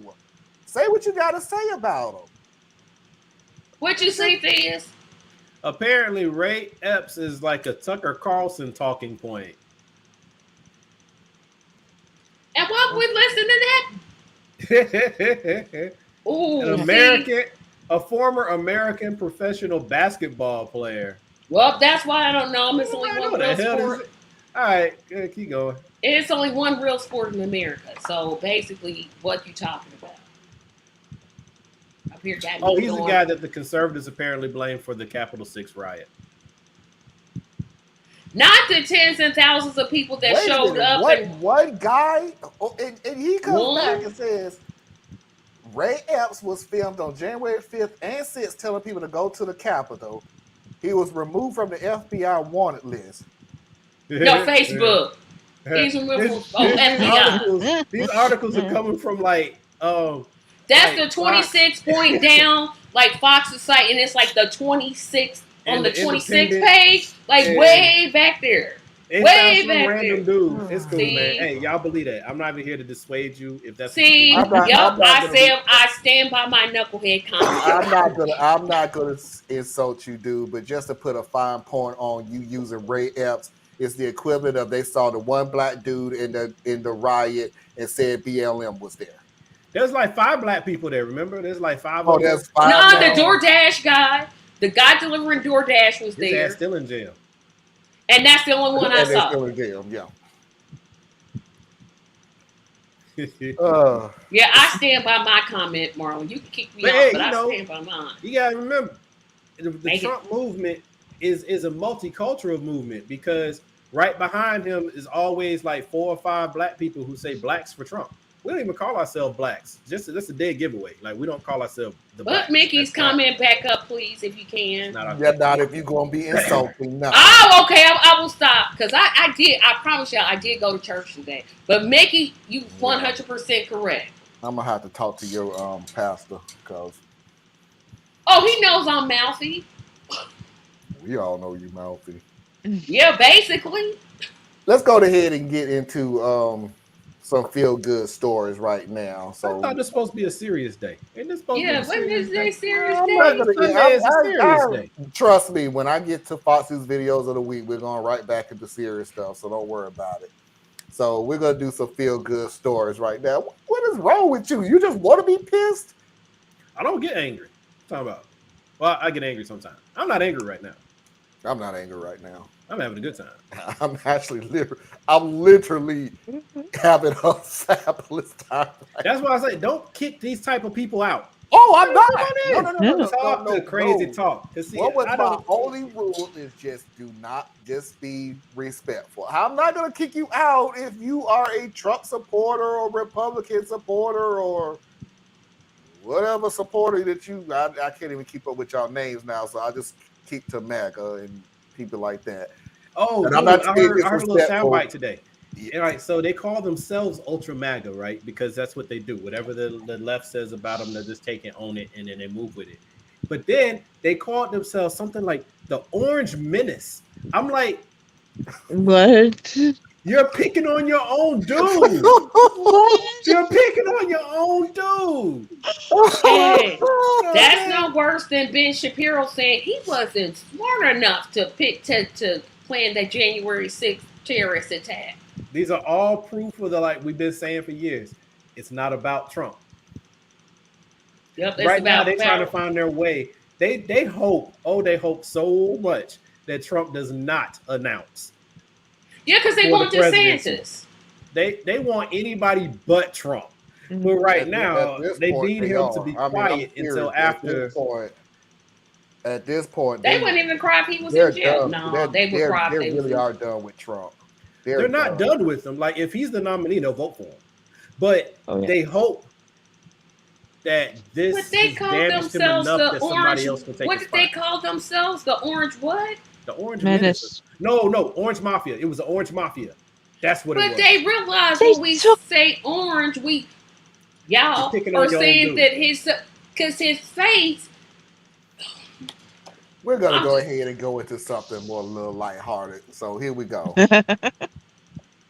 And by the way, the beginning doesn't remind me of Mickey.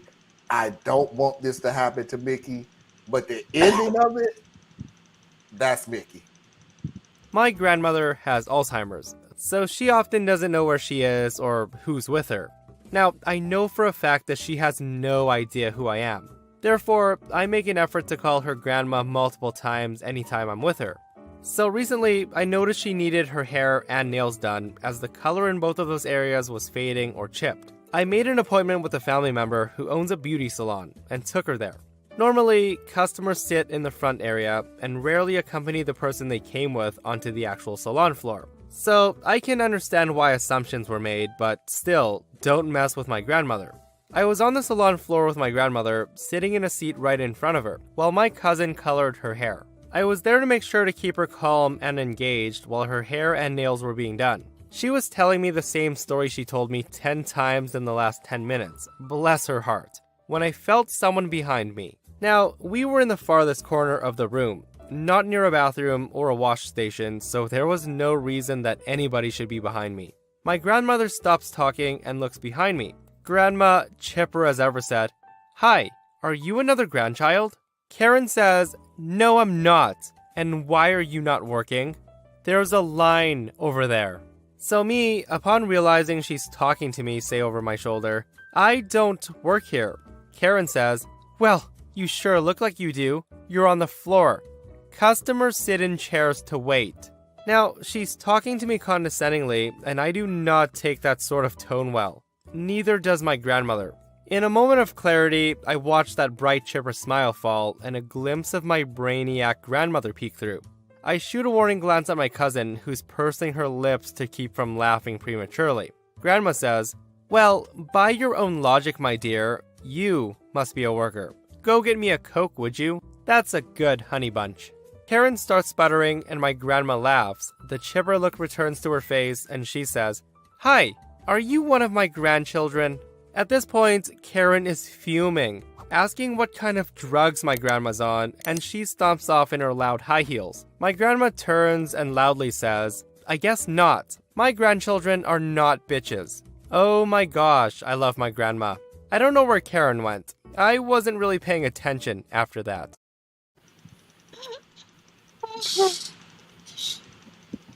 Way to go, Granny.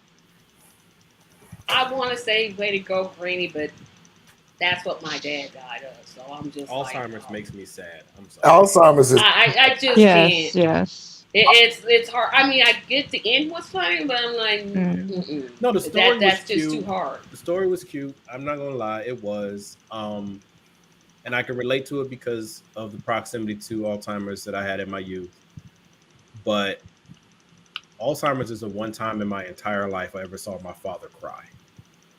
It hits me. It's one of those things where it's like at the same time I can see the humor, I feel pain.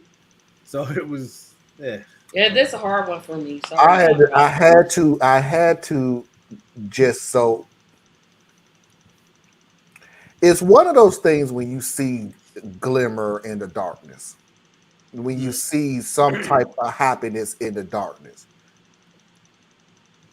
I hate to say this until things change, but that's one of those things that I try to show on here. Because we can't always go doom and gloom. Well, we can't. And we can't always go happy-go-lucky. We have to take certain situations, even a net story, is that we have to take those glimmers of sunshine in the moment of darkness. I know that sounds like a song, but it ain't. We have to show. I've got sunshine on a cloudy day. Yeah. And when it's cold outside, I have the month of May. But you didn't do this. You feel really proud of yourself now, don't you? But we have got to learn in this country. We have got to celebrate victories in darkness, or you're gonna go freaking mad. And I don't. And we done got to the point where, and I see this so much in society and politics, however you want to go it, where these good news things is like, that's not a big deal. And those are the ones that's just so fucking disheartening. And it brings out what this was saying about the people who go out there and bust their ass to try to bring good in this, and you looking at them like they ain't doing shit. It does make you just want to look at them and go, why the fuck even try? Why try? So I'm going to celebrate goodness where I can find it. And I'm not even going to sit here and lie to this to say it's very rare that there's goodness. It ain't very rare that it's goodness. It's very rare that it's shown. And that's what makes it pathetic. Yeah. I think that I think that we want to believe that there's more good than there is because it would be horrible if all there was as much bad as what we see. You know what I'm saying? But at the same time, if things were as bad as we sometimes imagine them to be, then it would be a whole lot worse than it actually is. You know what I mean? It's like one of those things. Like I guess kind of like what you're saying, Marlon. Like the world can't be full of like overwhelmingly full of bad people. Because if it was, be a total shitstorm out here. Okay? It would. It would. But bad is active. Because good is always trying to find the better side of the story. And they let stuff move because bad is anxious and aggressive. And, you know, I feel you.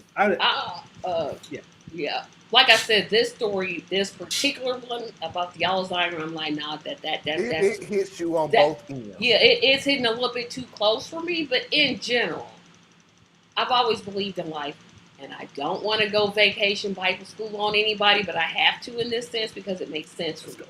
Let's go. We were never promised good times all the time. We were promised bad things were going to happen. We were promised bad things were going to happen, but there's a but in that sentence. Take cheer. Because he's overcame the world. That's what I hold on to. Okay. What was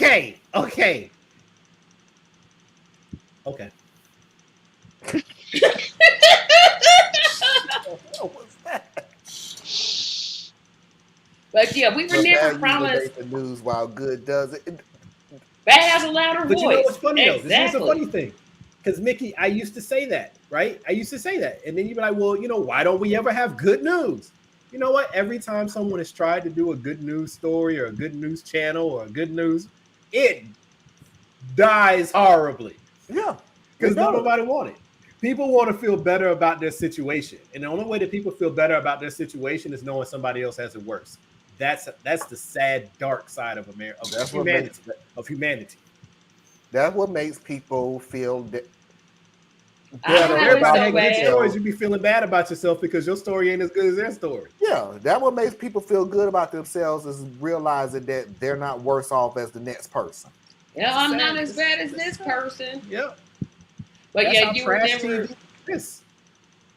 So there's a difference between trash TV, which I'm not judging people who enjoy trash but TV. I'm just saying, but that's what its purpose is. Yeah. Kind of like the people who get lost in superhero stories. They get lost in superhero stories because they want to believe that on some level there's this different type of way of being. Yep, and speaking of that, have you guys seen the Wakanda Forever trailer? I just about cried. I was like, I didn't get it. I watched it. I haven't watched it. I didn't even know it was out. I literally almost cried. I was like, nah, man, y'all ain't got to do this. And I do not cry. What was it that was making you more sentimental? Because once they showed T'Challa's mirror mural, I was like, nah, that's it. I got to stop watching it. I know, but then you see, he ain't going to be in the second. Even though I know that. I know that, but seeing it in the movie kind of made it like, oh, dang. He did. I know. But I'm big in the ass. Don't pay me no mind, Tracy. I'm just being we're on soul movie. Oh, God. Oh. But I will be watching it. I will be watching it. But I didn't get, first of all, I'm the guy who enjoyed Black Panther, but I really wasn't all that into it because you didn't like the storyline. Yeah, but I'll watch the next one because I think that they bet not mess it up. That's the best way I can put it. Like, you know, you gotta come real with this one. So I think they'll do a decent job. Yeah, I think when I saw T'Challa's real, I was like, oh dang, I done lost it now. And then I saw a movie poster somewhere that had Michael B. Jordan on it. So I'm like, so somehow they woven him back into the story. So I'm here for that. It's got to be a prequel because didn't Killmonger die? I really don't. But it's a Marvel movie, so Killmonger's life. It's a Marvel movie. Pretty effed up. I don't. Yeah, because he said I'd rather die. He told us something like I'd rather. die than be a slave or I'd something. rather die free than live forever in prison or whatever. But my thing though is, remember, all right, now I'm going to rehash the first movie just a touch. T'Challa, that was some bullshit. Y'all ass lost. All right, but anyway, no, he didn't ultimately lose because the ruling families decided that they wanted to stay in power, so they worked behind the scenes to make sure they remained in control. Because that's really what happened. Well, if they could do that for T'Challa, couldn't they do that for Killmonger? Because all we did was watch where he slumped over as though he was dead. We're literally looking at a comic book where nobody dies. So yes. So you see what I'm saying? So I'm just interested in how they kind of weave that together. And then I do love that even with the first one, I think it's going to be more so with this one, where the women are in a more prominent role. Yes, that's what I loved about the first one. I am looking forward. I'm looking forward to that. Just don't do that whole 3D scene where the two black pants. Don't do that mess. Don't do that mess. That was terrible. That was terrible. They had to do it though.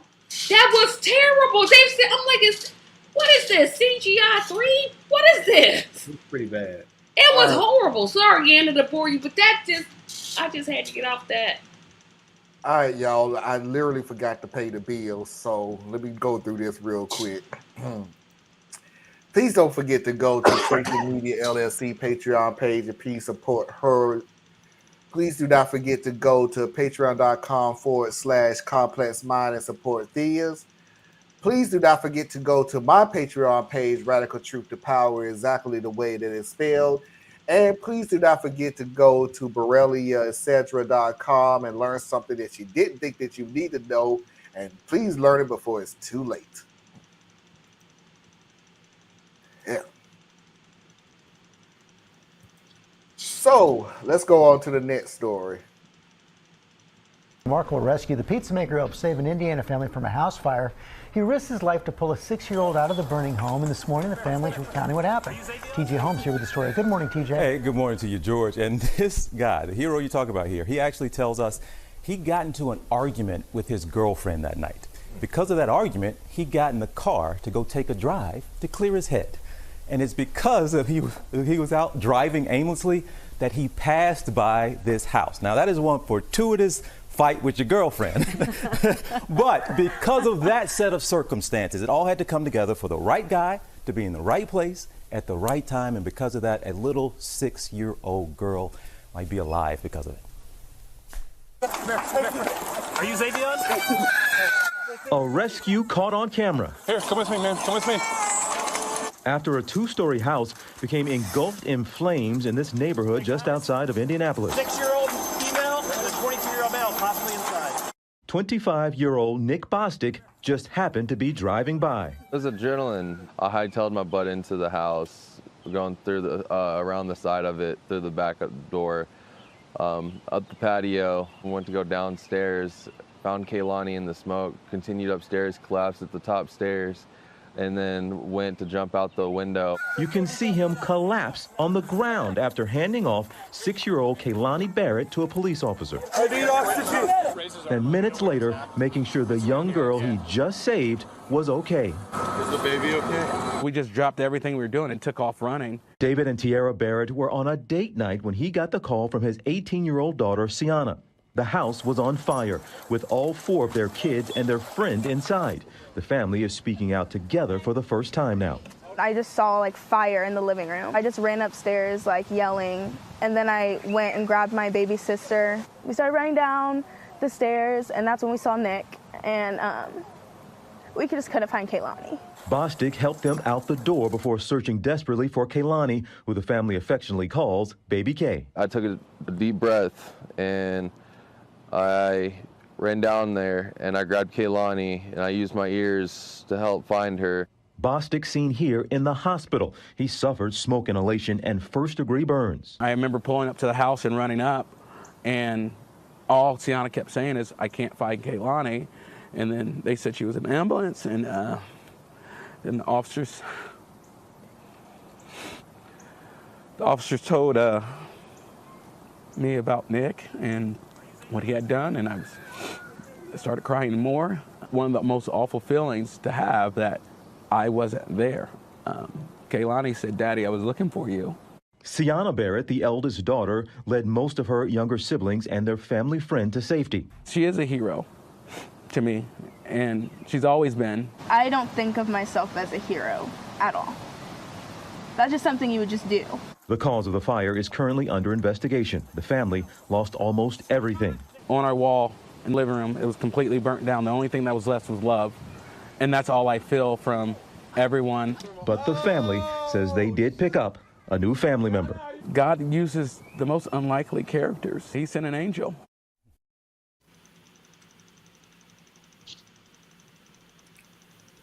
Go ahead, That is a Thea. hero. What? Go ahead, Thea. Try to destroy that one. Damn, dude. It's like that? Yeah, pretty much. Yeah. Ah, you got problems, man. You know what I'm saying? These are the people here. This dude right here. This is who I will fight for. This. Well, I mean, I would fight for people far less than him.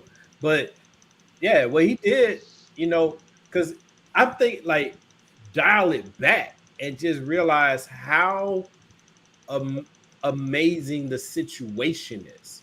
Okay. This wasn't someone who saw his friend's house smoking and was worried that it might catch fire. This wasn't someone who heard screams from outside and ran in. This is someone who saw a house on fire and said, damn it, I'm going in there to make sure there's nobody in this house. That's a good dude. He might be royally effed up in every other way of his life. I don't know. But that right there, that's next level. All I can say is this. Man, can you try to explain the situation to the girlfriend about why you ain't come back home? I'm pretty sure she got over it. But you know what? That teaches me another vacation Bible school moment. There's a reason everything happens. Nah, I'm sorry, Tracy. Don't go there. Please don't do this to me. I'm gonna do it. I backed off the last one, Tracy. You know what? Because if they never had gotten into an argument, he never would have went driving. He never would have saw the house. The little girl. There's so many. If God sent him, who sent the fire? Probably some Let's bad play the game. We're gonna play the game. Let's play the game. If God sent him. See, I'm trying to see the positive in this, so I'm who gonna just left the baby in the basement? Who almost didn't get the family out in the first place? Who ended up with this person having to be burned and almost die from smoke inhalation? So nobody if we're gonna give them the praise, we gotta give them the other side too. I'm sorry. It's a little pet peeve for me. Everything happens for a reason. No, it doesn't. Yes, it does. No, it doesn't. And if there is reason, I have to be Team Theus here. And then sometimes the reason it doesn't make sense in the beginning. Some things literally don't make sense. This is what I've always believed. But if they don't make sense, it didn't happen for a reason. Yes, it does, and I'll get to why I'm saying it does. It doesn't have to make sense at the time that event happened. I agree with this. But when you look back on it, and when they look back on it, they're going to see why. It's not for me to see. It didn't happen to me. That's reverse reasoning. So basically, I can take any event, and so long as it has already occurred, I can reverse engineer a probable story as to why it made sense. You can do that with anything. You can do that with anything. This is the point in time when I keep thinking a young Marlon, a young Theus, a young Tracy, and a young Anna. Anna is living in the house. Anna don't give a damn, so she's sitting on the couch chilling. Theus and Tracy Singing to myself. Yeah, Theus and Tracy are fighting, and I walk down the stairs and walk right past all this crap, go make me a sandwich, and walk right back upstairs because I just don't give a damn.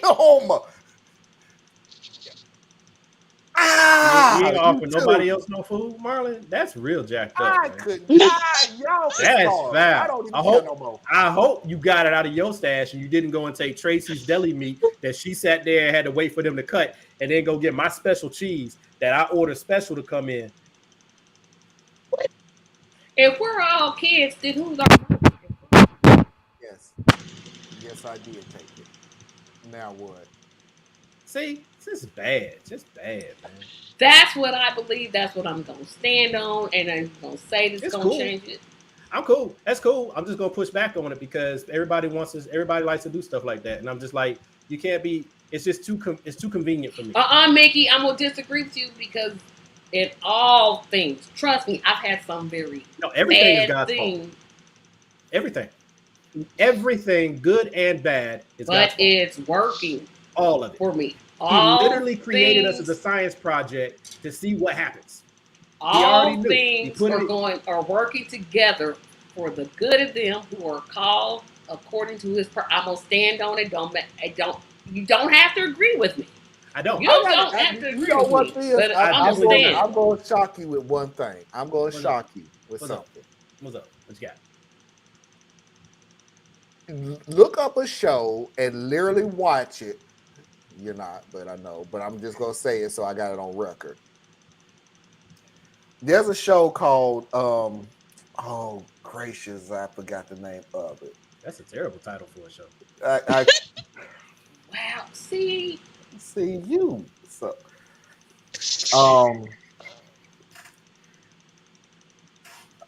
I can't remember what the name of it is. It's a young lady. I can say that it's a young lady who talks to God. God jumps into different people's. Touched by an Angel. Touched by an Angel. No, it ain't Touched by an Angel. Oh. Highway to Heaven. No, it ain't no old because show. that was when he was actually like an angel type right? of show. Yeah. Little girl talks to it. I'm gonna look it up because I really. Now that's just disrespectful. No, that was just ignorant. That's all. Yeah, that too. Okay. Joan of Arcadia. Joan of Arcadia. That was like a CW type show, wasn't it? Yeah. Joan of Arcadia is about as close to what Tracy has been saying, because their storyline was almost soap opera-ish. It was bad things happen, but you don't know what the end results was till like 3 or 4 episodes later. And it was some terrible things. Trust me, this show did not pull punches. No, I get it. But you didn't see the result of what these things happened until, and we're looking at like 3, 4 episodes happen to the TV world. This could be all together, 3, 4, 5 months later. Now, I feel you. I'm not. All right. I am being a little hyperbolic. All right. But the point that I'm making here is that it's all too quaint and too cute, right? It's you create this fairy tale narrative that fits this supposed idea when it actually defies the very logic of the thing that you say you believe in. So that's where it really starts to upset me, because like this particular situation, the whole family was saved. A good person risked everything to just make sure everybody was okay. He didn't know what was in that house, right? So we can even say he felt led to engage in this situation, and that's cool. That's cool. That's wonderful.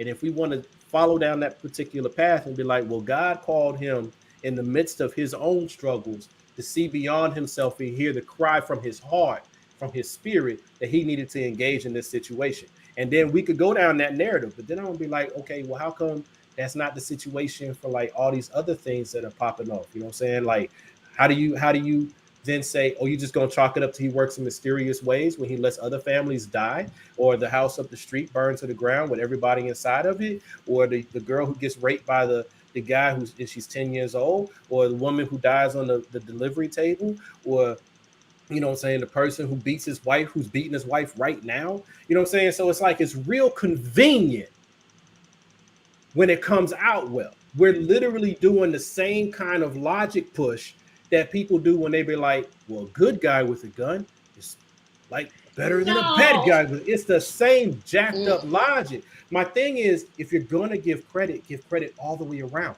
Because guess what? You can't blame nothing on the devil. Like people who do that. I'm not saying you do traits. I've never heard you say this. But people who like say, well, that's the devil. Or that's the third. You know, bad things happen, right? Well, you know what? Guess who created evil? Guess who created the devil? Guess who set the devil loose? Guess who said it was all paid through guess who created the creation to then have to sacrifice himself to himself for creation that he created and still let that same creation be messed up the next day. So what was paid in full, my friends? So it's kind of like, I get it. I do. And I'm you know what? I now stand convicted because one of the other principles that I say that I believe in and I just violated is whatever gets you through this life, rock with it. So I stand convicted on that. So all seriousness, Tracy, I apologize. I do not agree with you. I agree with the spirit of it because I think we share that particular aspect of our faith. But I shouldn't have pushed back the way I did. And I sincerely apologize. And I ask for your forgiveness. Up to you if you ever give it. Well, I have to forgive because I be violated everything that I've literally ever said on this show. Literally. That would just be me just saying, hey, Faith, okay, well, that's it. No, I'm not going to do that. We have a disagreement, but I'm not telling anybody else what to do. As many bad things that happened in my life, a whole bunch of them. I didn't see the bad. I didn't see the good that was coming out of that bad stuff. I mean, I've done everything from sleep in my car to be institutionalized. I've been in the hospital. I've been not good. What are you laughing at? What is wrong with you? I'm not laughing. I'm definitely not laughing at Tracy. Esley property. Oh no, please do. Sounds like an echo chamber in here. You should get out before you go deaf. Dude, you're looking at two people who love each other fighting against each other. What? I don't agree. And echo chamber. You're not even listening. Nope. Nope. I don't know. Because there's an echo chamber like when you hear the same thing. Let me cut in. Let me cut in so I can keep this show going. Let me cut in so I can keep this Tracy, show going. I appreciate you. Sorry, If you just sat here and watched two people who love each other have totally core fundamental differences for the past 10, 15 minutes, I don't know how long it is, and you calling this an echo chamber, Esley, you are seriously going out of your way to not pay attention to a damn thing that's going on this show. But thanks for hanging in here for damn near 2 hours. Yes, you've been here the whole time. But you've been here for the whole time, and I'm going to go through all your rhetoric through the whole time at the end of the show because it's so quick because you're not coming up with anything new, Esley. Sorry, not sorry. But you got two people who are fundamentally disagreeing with each other on core values, and you're calling it an echo chamber. You're not paying attention to what's going on, Esley. Please put that laminated piece of paper down with all your little answers and actually pay attention to the show. Because you're not doing it. You're certainly just not doing it. You're not paying attention. It was a rant of different ideology on a scale not seen. What am I lying? You'll see it a lot on this show. That you will only see on this show. So please, no. If you're looking at this and calling it an echo chamber, you are not paying attention. Does he know what echo chamber means? That's my question. He can't Jeez, because he lives in one. dude. I forgot the. Oh, okay. Now I know what I'm saying. There's a lot of bad things that have happened to me, and then I wonder, well, why did they happen? I see them now, but I didn't see them then. That was my only point. I'm always gonna believe all things work together. That's the core of my faith. I can't just walk away from that because that's What happens to my the people who core. don't share your particular faith? Yeah. That's why I said I can only speak about me. Fair I enough. can only speak about. I'm the only person that I can speak for.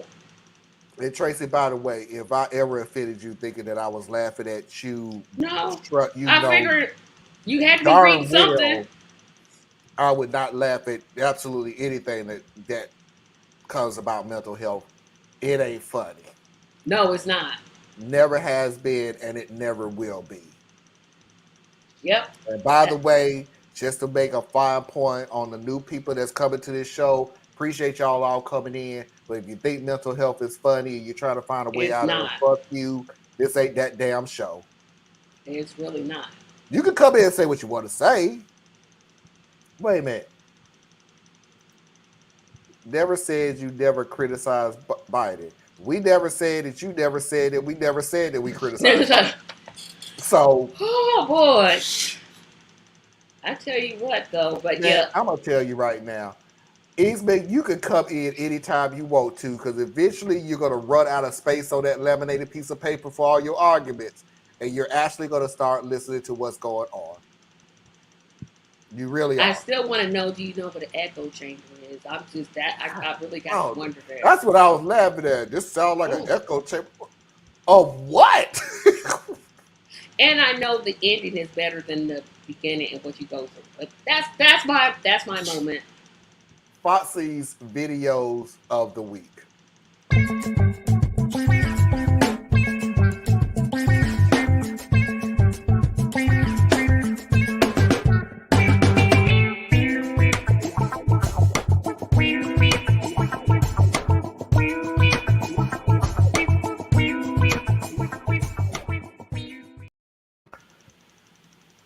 So we're going to start off this video. And like I said, this is the part that kind of lightens my heart a tad. Just a tad. That some of the BS that's been said for the longest time, we need to stop taking the higher road off of it and actually call out your little BS. And that's period. You want to spew it? Spew it. Have fun. Like I've told my children on a many of times, you can do and say whatever you want to, as long as you deal with the consequences of your actions. Apparently, some adults ain't got that statement, but it's slowly, like Anna said, slowly coming through. Not the flood that I would want, but it is slowly coming through. Both side arguments. The reason why I authored this is just to make sure that both sides are always being taught to the students. Oh my God. But it specifically says anti-racism is not allowed. So Okay, racism. so to go back to the anti-racism, when we're talking about anti-racism, I know when you look up the definition of it, it says, you know, when you oppose racism. Well, folks, we really want to have an open discussion, but there is no way to have an open discussion with all the chitter chatter and the laughing. And we're trying to talk. I heard what everybody said earlier about the lack of communication. I totally agree with everybody. We can do a much better job communicating. But it isn't funny. We're brand new. It's like drinking from a fire hose. We are trying our best.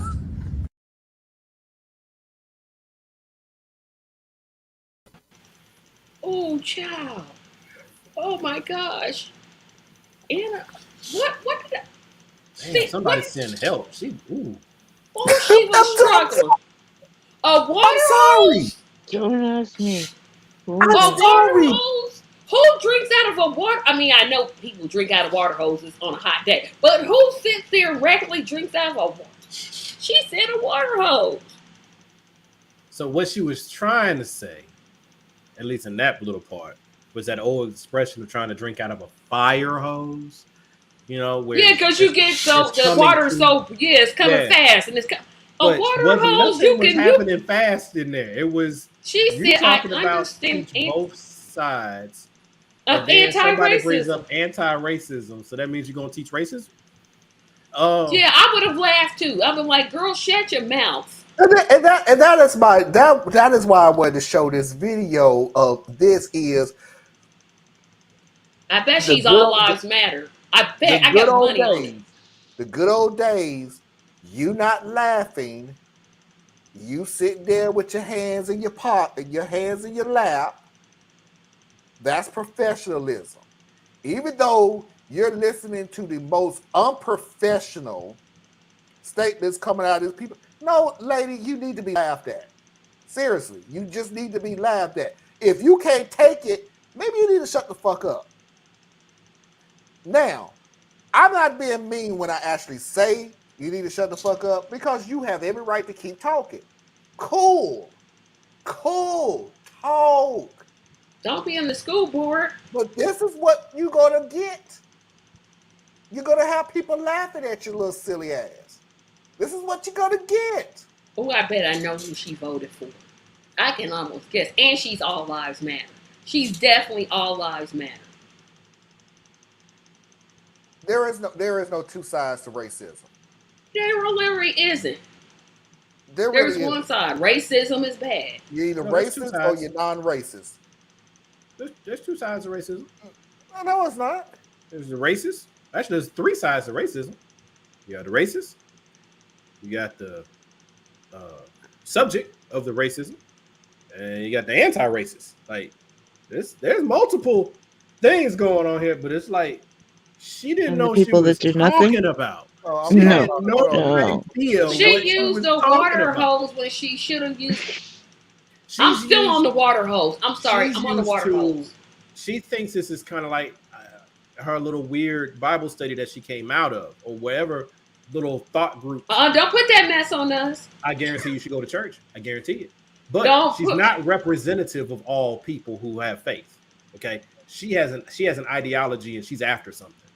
But my point though is she's coming out of something that hyped her up to think that she should be the one to speak.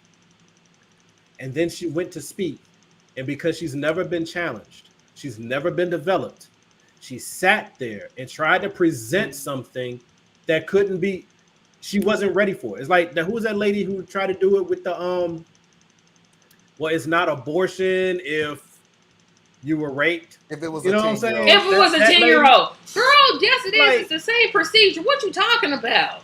That's somebody that has conviction, but they don't have any information. And so they went out there. She thought, I know I'm right, so I'm qualified to speak. And she all lives matter in that. Let me push back on one thing that you said. Mm-hmm. They had the information that was bullshit to begin with from the start of it. They have been dealt with for the past 5-6 years of the bullshit never being pushed back on. Yeah. And when it's pushed back on, then it's everybody else's fault. Now I'm a victim. You won't listen to me. The left is trying to silence me and everything else. Cancel culture. And you're trying to cancel me. Or wokeism.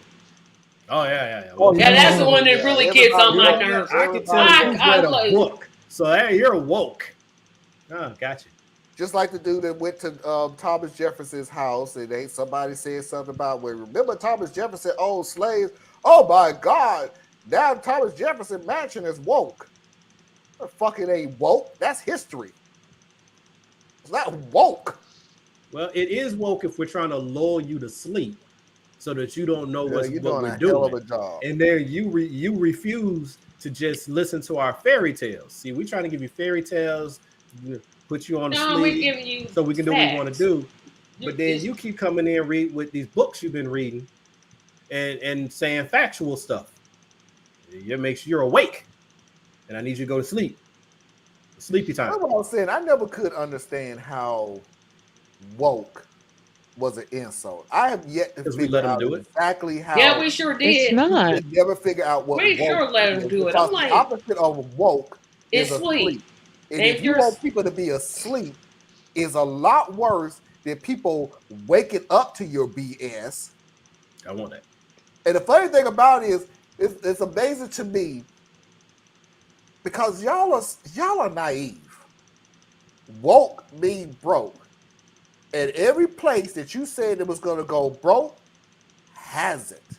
Because you really honestly think that these corporations that been in business before you was even born do not work out the numbers to know that I can say this or I can print this and I can lose X amount of numbers, but I know in time I'm going to gain X amount of numbers. And not only will it not only even out, it may prosper. But you really just feel like if you say something for the Black community, you're going to lose numbers. No. Well, it depends on what you're No. worried about. No, you're not. They're not going to lose numbers. They're not. There wasn't for us. That was marketing. Yeah, In a nutshell. because when it was when it meant that you were going to get good positive press in the news and maybe a couple endorsement deals and stuff like that, y'all were all pro black, pro Black Lives Matter, pro George Floyd, pro. But you knew because it's market tested that the American public has the attention span of a drunken gerbil. So all you had to do was wait. And that's what you did because like 90% of the money you said you were sending never got sent. So there you go. It's cool. It's Okay, like you said, it's marketing. It's one more evening thing. You don't have to ask this question over and over again. I will get to you by the end of the show. I promise you. Do we What have show do to? you go to where y'all just keep doing the same statement over and over? Put the paper down. Put the paper down. Yeah, I mean, if you want to engage it as a legitimate question, then I would defer that one to the ladies. Since you guys support abortion, is there any point during a pregnancy that abortion shouldn't be allowed if no risk to the mother? It doesn't matter why she's wanting an abortion. I live in my own business land. If she has an abortion because her life is in danger, that's no circumstance, that's no retrospect of me. If she decides to have an abortion because she can't take care of the child because the other 3 to 4 children she already has, she can't take care of those are the respective of me. What this question is talking about, I think it's talking about late-term abortions, which are totally different from early-term abortions. No one is saying... Because there have not been one documented proof of late-term abortion, just like some idiotic woman went on Capitol Hill talking about you could abort all the way up to birth. Really? After birth. They said after birth. She said after birth. That's when you're like after birth? Okay, sorry. There is no documentation of that ever happening. But again, welcome Eastman, because we have always said this on this show. You don't have to prove anything. You just have to say it. So I have a slightly different take. Well, take it away. All right. Well, it's like this. I will never be in the position where I have to decide if I want to carry a baby to term. That will never be a decision I have to make. Never, ever, ever, ever, ever. So what I don't like about that particular question is that it's intentionally trying to lead you down this like rabbit hole to where you end up having to defend late term abortion when the question itself is built on us, in my opinion, somewhat of a false premise, because you said that we're in favor of abortion when no one that I've heard is actually said they're in favor of abortion. What they said that they're in favor of is for a woman's right to choose. So that's not the same thing. I think there's an important distinction there because you will probably find that my position will not line up with the ladies on the panel here. Like me personally, I would say that after the baby is past whatever medical science says the baby could possibly be born prematurely and healthy, and the baby should be at that point. I actually am one of those people who would lean towards that position. I'm open to having that discussion. But prior to that, it's not even a baby. So, well, if this person what are we doesn't debating? this person doesn't understand an embryo, a fetus, and a baby. Those are three different distinctive things. And there's a zygote. There's I forgot the zygote. phases, I forgot the zygote. right? Yeah, zygote. I'm like, those are four totally different things. So the thing, like, if we were going to be disagreeing on what stage of pregnancy is too far along for me to say, yeah, I'm all right with abortion, that's a different discussion. It has nuance in it. It's going to have a lot more back and forth, and it needs to be driven by women. But if we're in science, women in science, is just going by off of your emotions and shit. No, I don't care you man or a woman. If you're just going off of what you believe, that's not enough. Okay, but you should be in the room though, right? But I think that it's wrong for a small collection of people to remove the autonomy of another person's. I just think that that's wrong. And yep. And for the people who have said, and they're like the people who are pro-birth, because you ain't pro-life, and people who are pro-birth, I can respect your position, even if I don't fully agree with you. I can respect your position, but here's where you lose me. You say that your interest is because if you're going from a religious standpoint, you're saying it's because that's God's creation. And who are you as a human to decide that what God has placed in motion should be canceled, right? So if you're coming from that angle, okay, I hear you.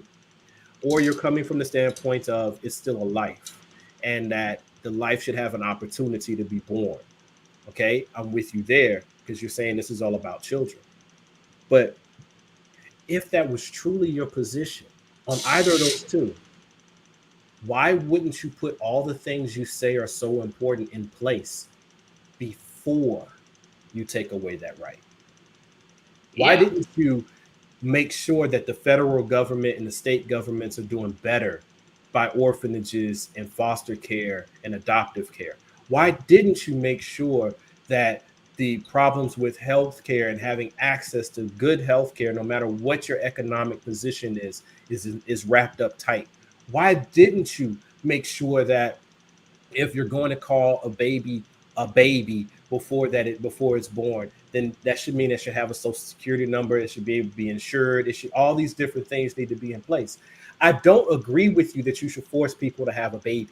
But I do say that if you're going to force people to have a baby, then you need to stand up for the things you say you believe in, so that once you force that baby to be here, we can all help take care of it. But that's not what you do. That's another slow clap. Another slow clap. That has always been my argument on certain things. Because the people who believe in people having a child, and I want you to argue with me on this, because unfortunately I have documentation, I have proof. You forcing the woman to have the child, and then you leave it for the mother to do everything to raise that child with no help whatsoever from the government. That's not how. Yeah. It's That's all not how our business for you to have the baby, but it's none of our business once you have the baby. And then we'll tell her you shouldn't have had sex. No, Tracy. Let's go a little further. They were the ones that sit there and go, "You shouldn't have had the baby." But you just made it illegal for It me doesn't to have matter. a procedure. It See, doesn't matter. that's the whole. That's why I They've don't argue always with certain had people the about argument abortion. of if It's you just like couldn't no. take care of the child, if you can't take care of a child, you shouldn't have had it. While you're cutting as much programs out of the United States to make sure that everybody pull themselves up by the bootstraps, so I'm not paying for somebody to raise their child, or whatever argument that you want to use. What trips me out are the religious people, or the people who claim to be religious, because there's a difference. The people who claim to be religious and say that they're doing this because the state shouldn't be taking care of these people. They succumbed to their base instinct and in a way sinned, right? And now this is just a consequence of their actions. So it shouldn't be on us, the state, to take care of your mistakes. You need to step into that and own it. And then the church will be there to help you if need be. But my thing is this, though. The Jesus that I learned about, he didn't tell the church to go and take care of the woman and the child. He told us all to do it. Every single last one of us. If you believe what you claim to believe, and I don't believe that you do, if you believe in what you claim to believe, then you should be creating a social safety net that stands in honor of the Christ you claim to reveal. But you just worship. But easily, this is what I'm saying. Unborn ain't got no rights. Protecting the right of the How unborn. does the embryo This is my argument. Hold on. But this is my argument. When you say that, being pro-life means protecting the rights of the unborn. What about the and what mother's we're rights? telling you, as soon as they're born, you don't give a fuck because they're not unborn anymore. them. They're not That's unborn my anymore. Argument. That is my argument. Because they're. But Marlon, you're not seeing it. But Marlon. They're not seeing that though. They just figure, hey, we got a baby boy. That's child. But Marlon, people like that they're pro-birth, but that's all they are. They aren't pro-life in the sense of, hey, if that child happens to be black, we're going to make sure that that black child isn't killed by the police. If that child is a brown child, that child doesn't experience disproportionately diseases. They're just pro-birth. That's all they are. I don't deal with people that's pro-choice because I can't on no level. I live on my own business lane. But this is what gets me. These are separate issues. No, they're not. Wait a minute. Hold on. Don't get upset. These are separate issues. Yet you come with American Diabetes Association never criticized for not trying to cure cancer. But we got a separate. That's some of the dumbest. That's some logic. I try not to insult people, but that right there, bruh, or sis, no.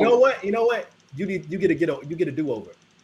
We're gonna pretend you didn't say that. We really are. We're gonna be like, nah, we didn't see that. We're talking about pregnancy resulting in a child, and you're saying that that's like diabetes and cancer. No. Yeah, one disease you can live with. Another you're going to have radiation and chemotherapy.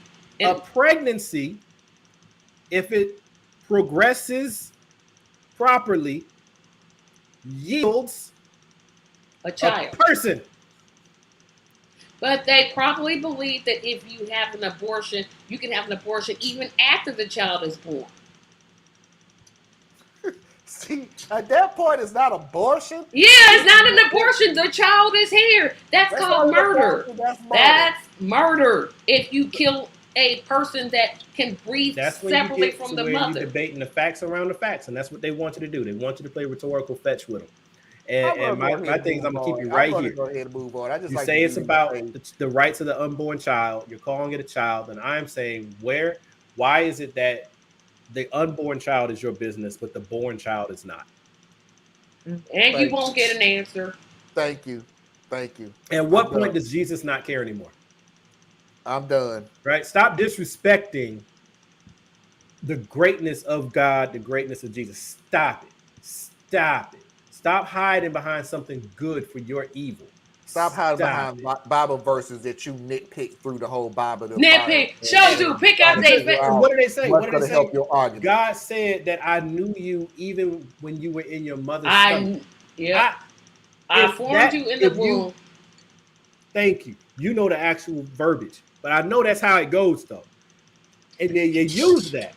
They use that, and they say that's why they have a right to peer into a woman's medical history and peer into a woman's privacy and peer into a woman's vagina up to her uterus. They say that that's the reason why, because God is already laid claim to that pregnancy. How many babies were murdered by the church in America as their mother, 7, 8, 9-year-old? Hey, Chris. Hey, Chris. Hey, Chris. They don't want that one, bro. They don't want that one. They don't want that one. They don't want that one. They don't want to feel that smoke. They don't want none of that smoke. All they want the rights of the unborn. Like How about the rights of all the Black Americans that got shot by cops last year or last month or last week? No. But here's the funny thing, right? Because check this out. And I'm gonna say this and I'm gonna drop this part. Okay, why is it that the Second Amendment is so important in America? It's important because the founding fathers, the founders gave people that right. It's in the enumerated rights. Huh? Okay.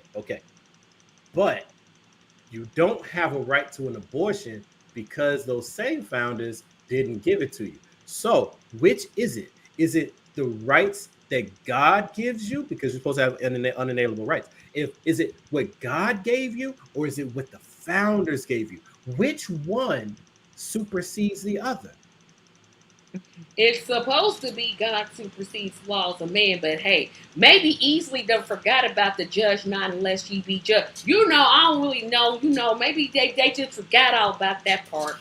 Because, like, who making you judge? Well, he who was without sin cast the first stone. You know that little story, you know what I mean? So you can't deal with these hypocrites, man. You can't deal with these hypocrites. Anytime you and I say this about this now because I know this is gonna ruffle some feathers. But anytime you got a Christian who will go to the mat fighting for capitalism and about selfishness and about greed and about personal growth, anytime you get one of them, you know that's not Christ. Because Christ fought against all those things. But that's another slow clap. You done said another. You done said the whole thing. I'm moving on, or we'll be here all doggone night. And I gotta go to work tomorrow. I do gotta go to work. Ooh. Even though I really hate the fact that this video ain't gonna help absolutely nothing I just said. Just show a happy birthday video. It ain't. Trust me. With everything that's been going on, a lot of you guys are really feeling comfortable saying the separation of church and state, and I'm not just saying this to be controversial, somebody said this to me on Twitter, was intended to protect Christianity. That's crazy. You want to know what the founding fathers thought of Christianity in government? Because I'm happy to quote. I'm happy to directly quote. Let's start with Jefferson. I'll quote him twice. 1, Christianity neither is nor ever was part of the common law. And 2, my preferred one, in every country and in every age, the priest has been hostile to liberty. Now let's move on to James Madison, who decided to take a more diplomatic approach to the subject. Quote, religion and government will both exist in greater purity the less they are mixed together.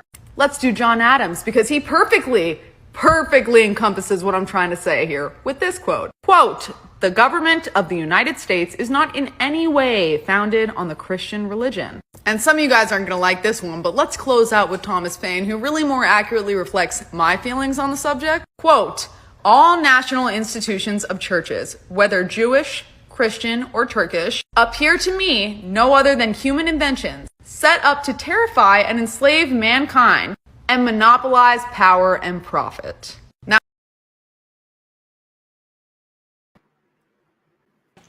she had me up into that last sentence. That last sentence. Oh, no, you didn't have to do that. I missed the last sentence. The last one was pretty much what everybody says, that religion has always been set up to be a monopoly to Well, it is, it's a power construct to control people.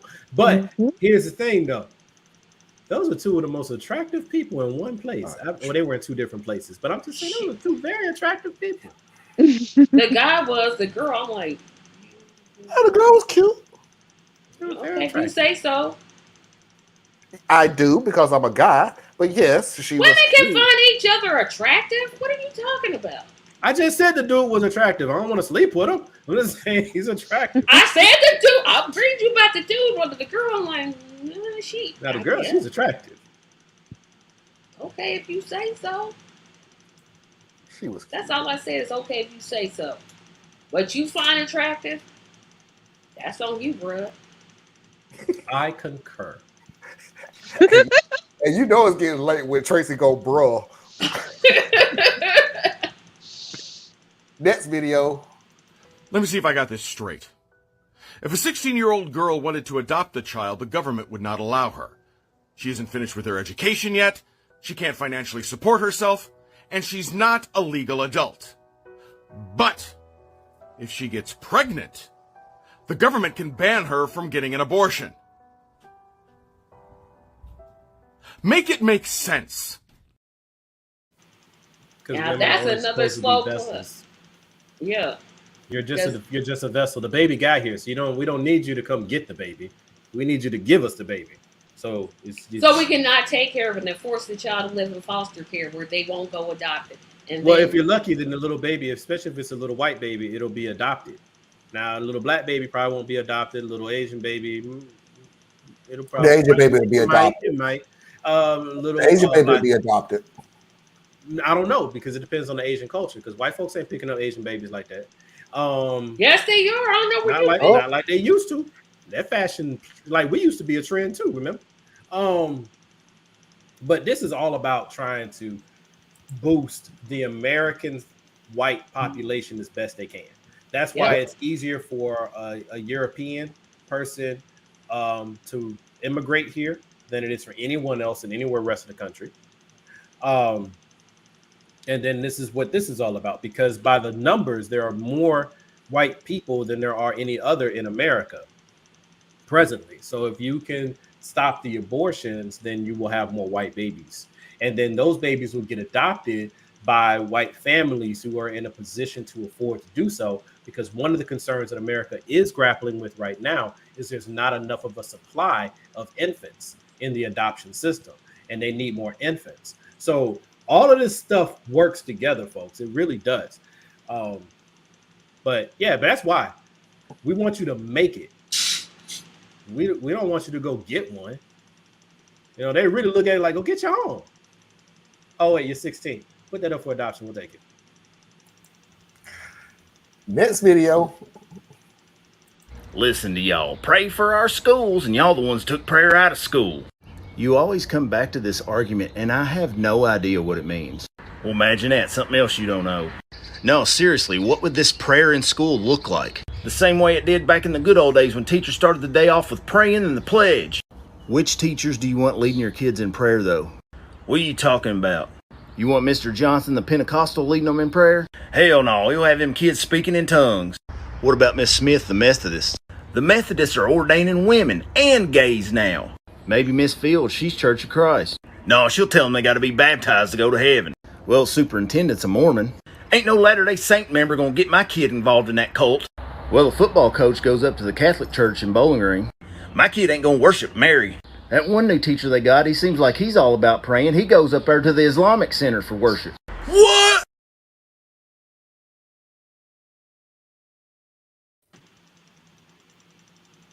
And that's the idiocy I deal with on a weekly basis. People like to point out like the Church of Satan and stuff like that. No. You ain't even gotta go that far. Don't even have to go that far. Go right on into all of these different denominations, and you will watch how they will flip out. They want Southern Baptist convention. Yep, they want a good old Baptist. That's what person. they want. Basically, they just want me to show. No, they don't really want me to show up. No, because you are a Baptist. Yeah. You're not a Southern Baptist. Yeah, I'm not Southern Baptist. Wait, well, hold on. Why are you guys so scared of allowing people to vote on this issue? Then bring it up for a vote. Hold on. I will gladly bring this up for a vote. Please do. Please. Yes, please do. Please. Although, as long as you don't come out and say that the election was rigged. The ballots But went anyway. down for Trump, but then they Please. got satellited So, up to the they don't Vatican want elections. satellite. And then You have me on film right now, Easley. You have me right now on film saying, so you can't come back later and go, no, they don't really want it to come up for election, even though you're probably going to do that anyway. But no, they said on this show, it's in the 1 hour mark or something through the show. Please bring it up for a national election. You know, do you want better, Marlon? Because see, here's the fallacy in what he or she just asked. Why are you afraid of bringing it up for a vote? Okay, here's the thing. Roe v. Wade was the established law of the court, of the law of the land. Okay, and the Supreme Court deemed this as such, but your particular side of the argument never accepted that as being settled law. So the pushback is, let's pull that away and let's push it to the states, and then we'll have the states make the decision. Now, if you're saying then we should open this up for a vote, then what I would contend to you then is that it should now go up for a vote at the state level. You should take no action based on prior elections on a new issue, right? See, the people who are making these decisions right now are making decisions. They're reenacting laws from like 1918, 1928, 1962. They're reaching backwards. There's been no election for this. So if you wanted to come up for an election, buddy, I'm with you on this one. Let's do it. Let's do it by popular vote, not this gerrymandered district and stuff. Do it like you do your senators. Do it on popular vote, state by state, new election, put it on the ballot and vote for it. If that's what you truly believe, because you know they'll find you, because you already know what will happen. There will be a few states that will stay weird. Yeah, and I live in one. But like 40, 45 states will put some level of abortion rights back on the books, and you don't want that. But I'm cool with it. Put it up for an election. Put it on the ballot. Yeah, I don't think this is a state by state issue. I think it's a federal issue. So we're gonna have a vote. Hey, let's put this up for federal. Same here, we having a presidential election. Question: should we legalize abortion? I bet you it wins by at least 80%. If I'm gonna guess. I'm with you as well. I don't actually like states to make my decisions. Yeah, I don't want the states to make my decisions. I don't want anybody making my decisions. But I'm saying it's still, we're a republic. So it's still one of the structures that exist. So as long as it's popular vote, right? Then that's a different argument to fix it. But at least that way, it truly is the majority of any given state that's making decisions. What's happening right now is you have state legislatures that are in there because of gerrymandering or whatever reason they're in there. Let's say they're in there for legitimate reasons, which they're not. But whatever reason they're in there, they were voted in for the issues that existed when they were voted in. This is a new issue that needs to be voted on. Give the people their voice. Period. By the way, I know you're new to this, Evelyn, but do me a favor. We got Roe overturned without burning down one building. What's the Capitol building, bro? This is my question to you. I know you're new to this. I know you're not used to this, but let me explain to you. We already know your tricks. We already know what you're going to do. Mm-hmm. So please do not lose an argument and then automatically change to a different argument in the middle of the first argument. Because you lost. So and like stay on point here. Flip through your little binder like they do at here. Just I'm gonna need you to keep up with what we doing. This show flows real quick. We all been through this crap a lot longer before you even been on this show. But the votes that were for Biden were for Biden. They didn't go up to the Vatican satellite. I'm just throwing that out just so. Yep, they are hypocritical. Thank you, Mickey. Again, Mickey for the win. That's situational logic that they be using, boy. And watch when they try to get this to be a federal law. Oh, the states won't have any rights then. But they're trying right now to put a federal ban on abortion. I'm like, wait a minute. Y'all Where's said it was on that one. You vote on that you said it was a state's right. So now all of a sudden you want to ban it nationally. Now you want it. Is it a state's right or is it the federal government's right? You can't broken, corrupt, evil creatures. And again, I am casting a disparagement on that entire ideology. It truly is evil. It's the work of Satan. It really is. Easily, please come back next week, please. Not when fire start on the 6th. You ain't watched no video, have you? It's Doctor. It's like the moon landing. What they did was they went in the studio and filmed it. You're right. And then they just put up like this. They painted the walls black and then painted some stuff on. It's totally fake. The January 6th terrorist actors who were climbing up the walls and stuff. And when Neil Armstrong said one step for man and one giant leap for man, that was all written out in the script. Please don't bring that up. And the world is flat. These morons was actually climbing beside the stairs. To last video tonight, I'm getting up out of here because y'all. It ain't y'all. You keep swaying the comments. It's funny. I'm sorry. It's the greatest entertainment I've had in a long time. Okay.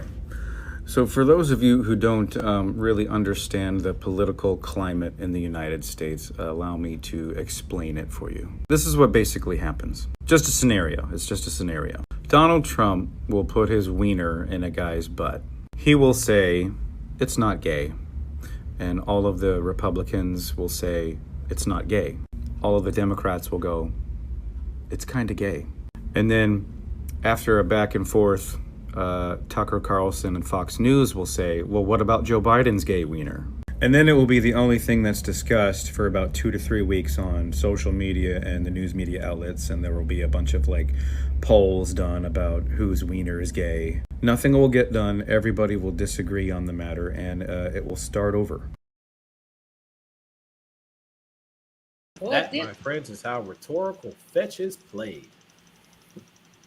Pretty much. We just experienced that. Oh, that was so much fun. Tracy, tell everybody where they can find you. Oh, I'm sorry. Wait a minute. No, you good. I was just going to say, there's a lot of things that can find joy in this world. Tracy, tell everybody where they can find you. Tracy Media LLC platforms, and I will have a show tomorrow. Wait a minute, I thought you were taking July off. August is the month I'm taking off. Tomorrow is still technically July. Theus? Hey, yeah, you can catch me on ComplexSimpleMan.com. ComplexSimpleMan.com. I have now begun to make some of my videos that were behind the paywall available publicly for Thinking Out Loud. So check it out. I think you'll actually be surprised at some of the stuff you'll hear. Anna? BoreliaEtc. and learn why I'm not feeling so good. Okay, well, we're going to go ahead and shut this down as quick as we can because I don't want to see what happens when Anna is not feeling well. I meant to tell you last time, this is much better keyboard or background music than the porn music. Yes, it is. Yeah, this is way better. This is like a video game kind of music. Wait a minute. Hey, wait, tomorrow's my birthday. Yo, that's right, Mickey. Happy birthday. That's right. Tomorrow is your birthday. Happy birthday, Mickey. Happy birthday. I will give you a proper shout out next week. Shots. Absolutely not. Oh, for Mickey, she would love that. What you talking about? She would love that. Ladies and gentlemen, boys and girls, children of all ages, non-conforming individuals, that is our show for tonight. I truly appreciate literally everybody that came out tonight. I really do. It was highly entertaining. I appreciate it. Hopefully, I will see y'all next week. Please do not forget to hit that like button on the way out. I would truly appreciate it. And until next time, we will see you when we see you. Peace.